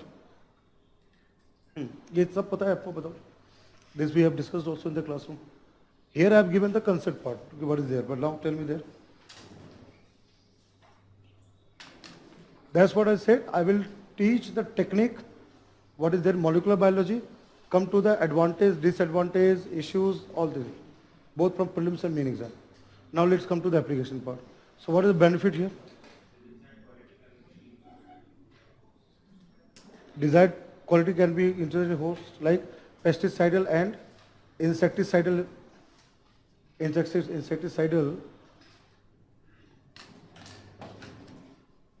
properties can be given. Example here, BT crops. Remember that, एक चीज ये ध्यान रखना, कभी भी ये word BT आता है, मतलब insecticidal and pesticidal, not high yield variety, not drought resistance. It is primarily meant for killing insect and pest. That's what I've given the name there, endotoxic protein which kill a pest or insect. Like in bangan, brinjal, bollworm. That's a targeted one. Now what is second here? Number 2. High yield varieties. Right, and I'll give you example also there. High yield varieties crop we can make through genetic engineering. And I'll give you example from Indian context. The example is here, very important one, right? Where we can add more protein or something on that, or something which is called GM rice, genetic modified rice. Remember that golden rice is something different. I'm talking about genetic modified rice, which is a high yield variety, high production of rice from same plant. Right? Then comes here, what I'm writing here, very important one, very important term I'm using that is called here biofortified plants, biofortification. So what do you mean by biofortification? Yes, very good, very good. Biofortification means enhancement of nutrient in the plant. So here what will happen? Fortified means enhancement. And this all comes in the current aspect also there. Enhancement nutrients. Because worldwide what is the discussion going on? It's not only food to fill the stomach. We also require nutrients. Right? Beneficial nutrients for our own survival. Right? And here I'm giving the example of golden rice. right? Golden rice has been asked in the exam, but not from UPSC point. It is important. What is? I'll give one more example, which where question has not been asked. Golden rice is a rice which contains provitamin A. Right here contains what? It has got provitamin A. Vitamin A, which protects human from night blindness. Deficiency of vitamin A causes night blindness. Right? This rice contains the vitamin A. Right? From where the gene has come? From maize.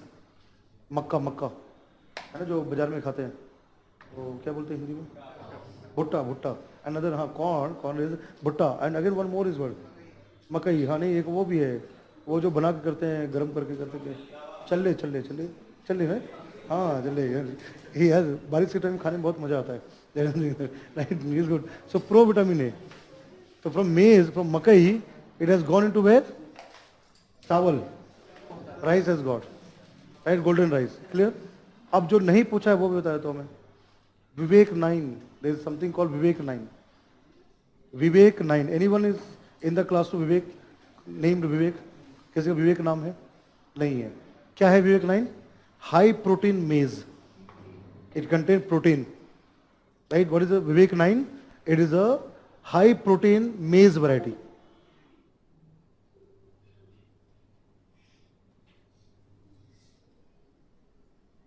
क्या अच्छा लगेगा कि watching movie in the cinema hall and we have popcorn made of Vivek. We get what glycine, lysine, right? Essential amino acid. What's called here? It contains essential amino acid. क्या होता है essential amino acid? Our body cannot make it. We have to take it from outside in the diet. So all those will be obtained from there. अभी नहीं है future. आने वाले time में विवेक 9 that can be आने वाले time में golden rice. Today we are not using. Maybe in future. Can be that modification can be there, right? Now why the Vivek? Vivek name has come where? किसी का नाम है विवेक यहाँ पर? नहीं है. Okay, now let me give this example. Vivek name has come because this maize variety has been developed by very important name of organization. Anyone from Uttarakhand here? UK? जब वो नेम प्लेट लगता है तो ऐसा लगता है UK United Kingdom right Uttarakhand anyone from UK here may be somebody watching live there अच्छा UK हाँ there is one institute in Almora and वो कहीं ना कहीं विवेक वर्ड आता है क्या नाम है in Almora in Uttarakhand there is something name comes with Vivek हाँ तो Vivekananda that is what comes here is named after Swami Vivekananda. So Vivekananda, right? Parvatiya. What it stands for Parvati? Mountainous, right? Agriculture, Krishi. Then comes what? Anusandhan. So what comes Anusandhan in English?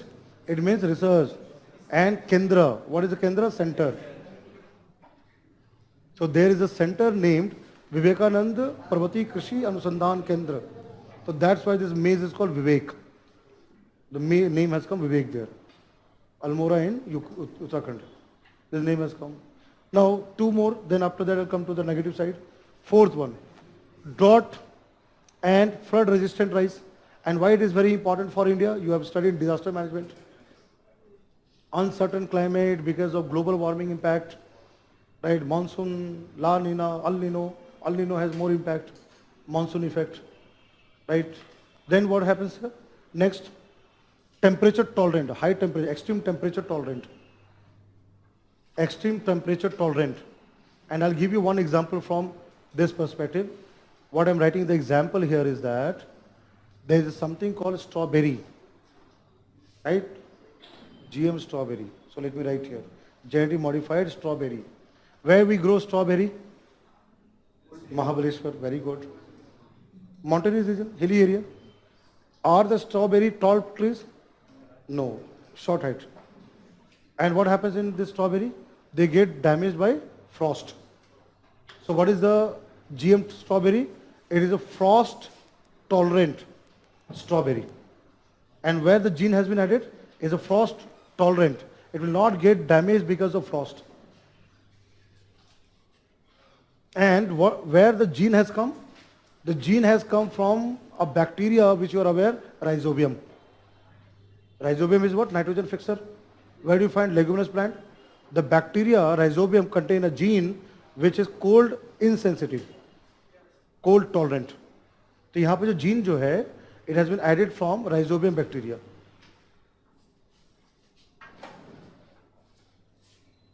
Rhizobium bacteria contain cold insensitive protein. Cold insensitive, will not be affected by cold. The same gene has been added to the strawberry.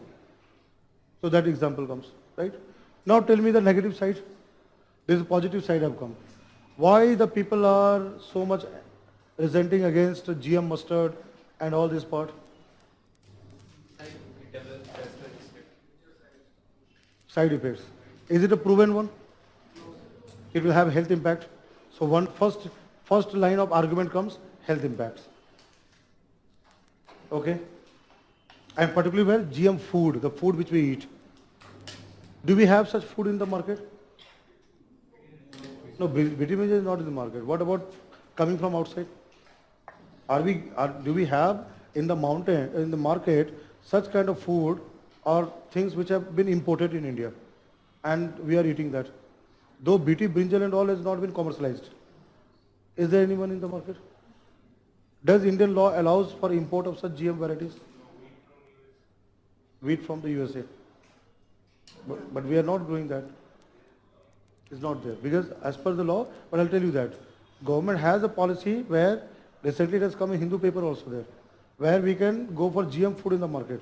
Though we may not grow such plant into the agriculture, but we can import from outside. It has been now put under the policy aspect. But again the concern is this one. What if this protein, which I've drawn this, Cry1AC, and the protein made by this gene product goes inside the human body? That part is there. Then what comes the second? Environmental impact. I'm just giving the major heading there. Environmental impacts. Like one question has been raised, doubt has been raised, that this, what is called BT cotton has affected soil and the water. Already there is a water problem in Vidarbha, where we grow the cotton, black soil, right, Maharashtra. And already there is a problem. Then now soil being affected because of the BT variety there, right? Another thing is that, what all things will be the environmental impact? One is the biodiversity loss. Why there will be biodiversity loss? Affect the natural ecosystem. How the food chain will be affected? Yes, like pollinator like honeybees, right, which will feed on those plants and they get the protein, or beneficial insect like earthworm, if they get affected. Second line of argument is that if we cultivate only one variety, not all the other varieties of the crop. So what is biodiversity? Different varieties. If we only cultivate one type, what is the BT type? What about the other varieties of crop? They will get extinct. That's what. What is second here? What is said? Damage to environment, like soil, water, right? Then what comes here? I am now giving here the gene for which we are targeting the insect and pest. If they become tolerant, it's possible. Like long-term impact, right? So what I'm writing here, another thing, gene flow, right? आज से 9 साल पहले Germany में there was outbreak of a bacteria which has caused health problems in humans. And when the scientists studied the bacteria, it found that it has acquired all the genes from environment.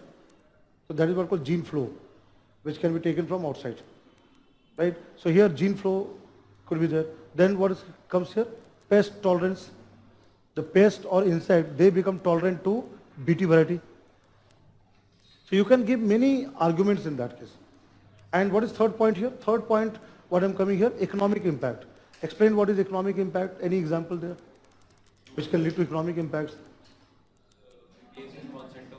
Yes, now I'm writing here, very important name, Terminator. So one Terminator is Arnold Schwarzenegger, right? Terminator series of movies, you have seen that, right? He comes from future, right? First part was villain, second and remaining part he is the hero to save mankind, right? So what is Terminator here? Terminator seeds. What are Terminator seeds? The plant which gives birth to the crop, those plant cannot be used for further seeding. Yes, what happens? Yes, very good, very good. What tomato seeds? The seeds become infertile, the next generation. Plants will have seed, but seeds will not grow. Right? Seedless, sometimes you find seedless varieties. So what is here? The seeds become unviable after a generation. Generally, farmers, what they do? They store the seeds there and then use it again for the next season. But this will become infertile. So what does that mean? As in Monsanto, why this such big MNC does that? So that the farmers buy it again and again. So that will add economic burden, right? Economic burden to farmer. What comes here? Economic burden to farmer. Costly होता है. Right? So when you write any answer, you have to bring about that. Now the last part, with that we'll end up, and I'll continue in the next class also there. Which is the law in the country to regulate all this negative and all these aspects? Which is the law which looks into all this?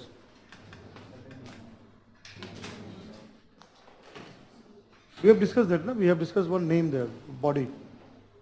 Which law which comes there? Which law which looks into that? There is something called Environment Protection Act 1986. Under that we have created, ये मैं आपको next time लिखाऊंगा अभी, but I'm just giving the idea. We have Environment Protection Act 1986. Within that there is something called GM Rules 1989. Well, let me write this one also. Environment Protection Act 1986, and Ministry of Environment Forest has enacted something called GM Rules 1989. कई बार इसको newspaper में rules 1989 बोलते हैं. Right? Rules 1989 deals with aspect of genetic modification. Right? Which ministry? Ministry of Environment, Forest and Climate Change. Not Ministry of Agriculture, not Ministry of Science and Technology. Ministry of Environment and Forest comes here. And under this rule, we have formed a body, what you call GEAC. Genetic Engineering. यहाँ दो word आता है, मैं दोनों word को ले देता हूँ. अभी दोनों वर्ड आता है न्यूज़पेपर में. You should not get confusion there. Approval. Another word will come, appraisal. Appraisal committee. See, in India, under this rule, in Ministry of Environment, this comes under Ministry of Environment, Forest and Climate Change, MOSTC. See, initially in our country we have approval committee, and then we have also called appraisal committee. But now approval has been done away by, after all the debate with the BT Brinjal. Appraisal means review. So what they do the scientific field trials, and then they recommend to the government the safety aspect. And based on that, government can take a decision whether to bring to the market or not. The GSC comes in. Right? So if any question comes into that, which committee looks into this GSC, and it comes into that part. ठीक है यहाँ पे? Next class I'll give you one very important aspect, and then I'll come to the technique of cloning and all those part of that. But I'll come to one very important aspect. आप पढ़ के आना, ये GSC को पढ़ के आना, genetic modification पढ़ के आना. I will ask question also there. I'll ask, there will be quiz competition. ठीक है, quiz खेलेंगे हम लोग.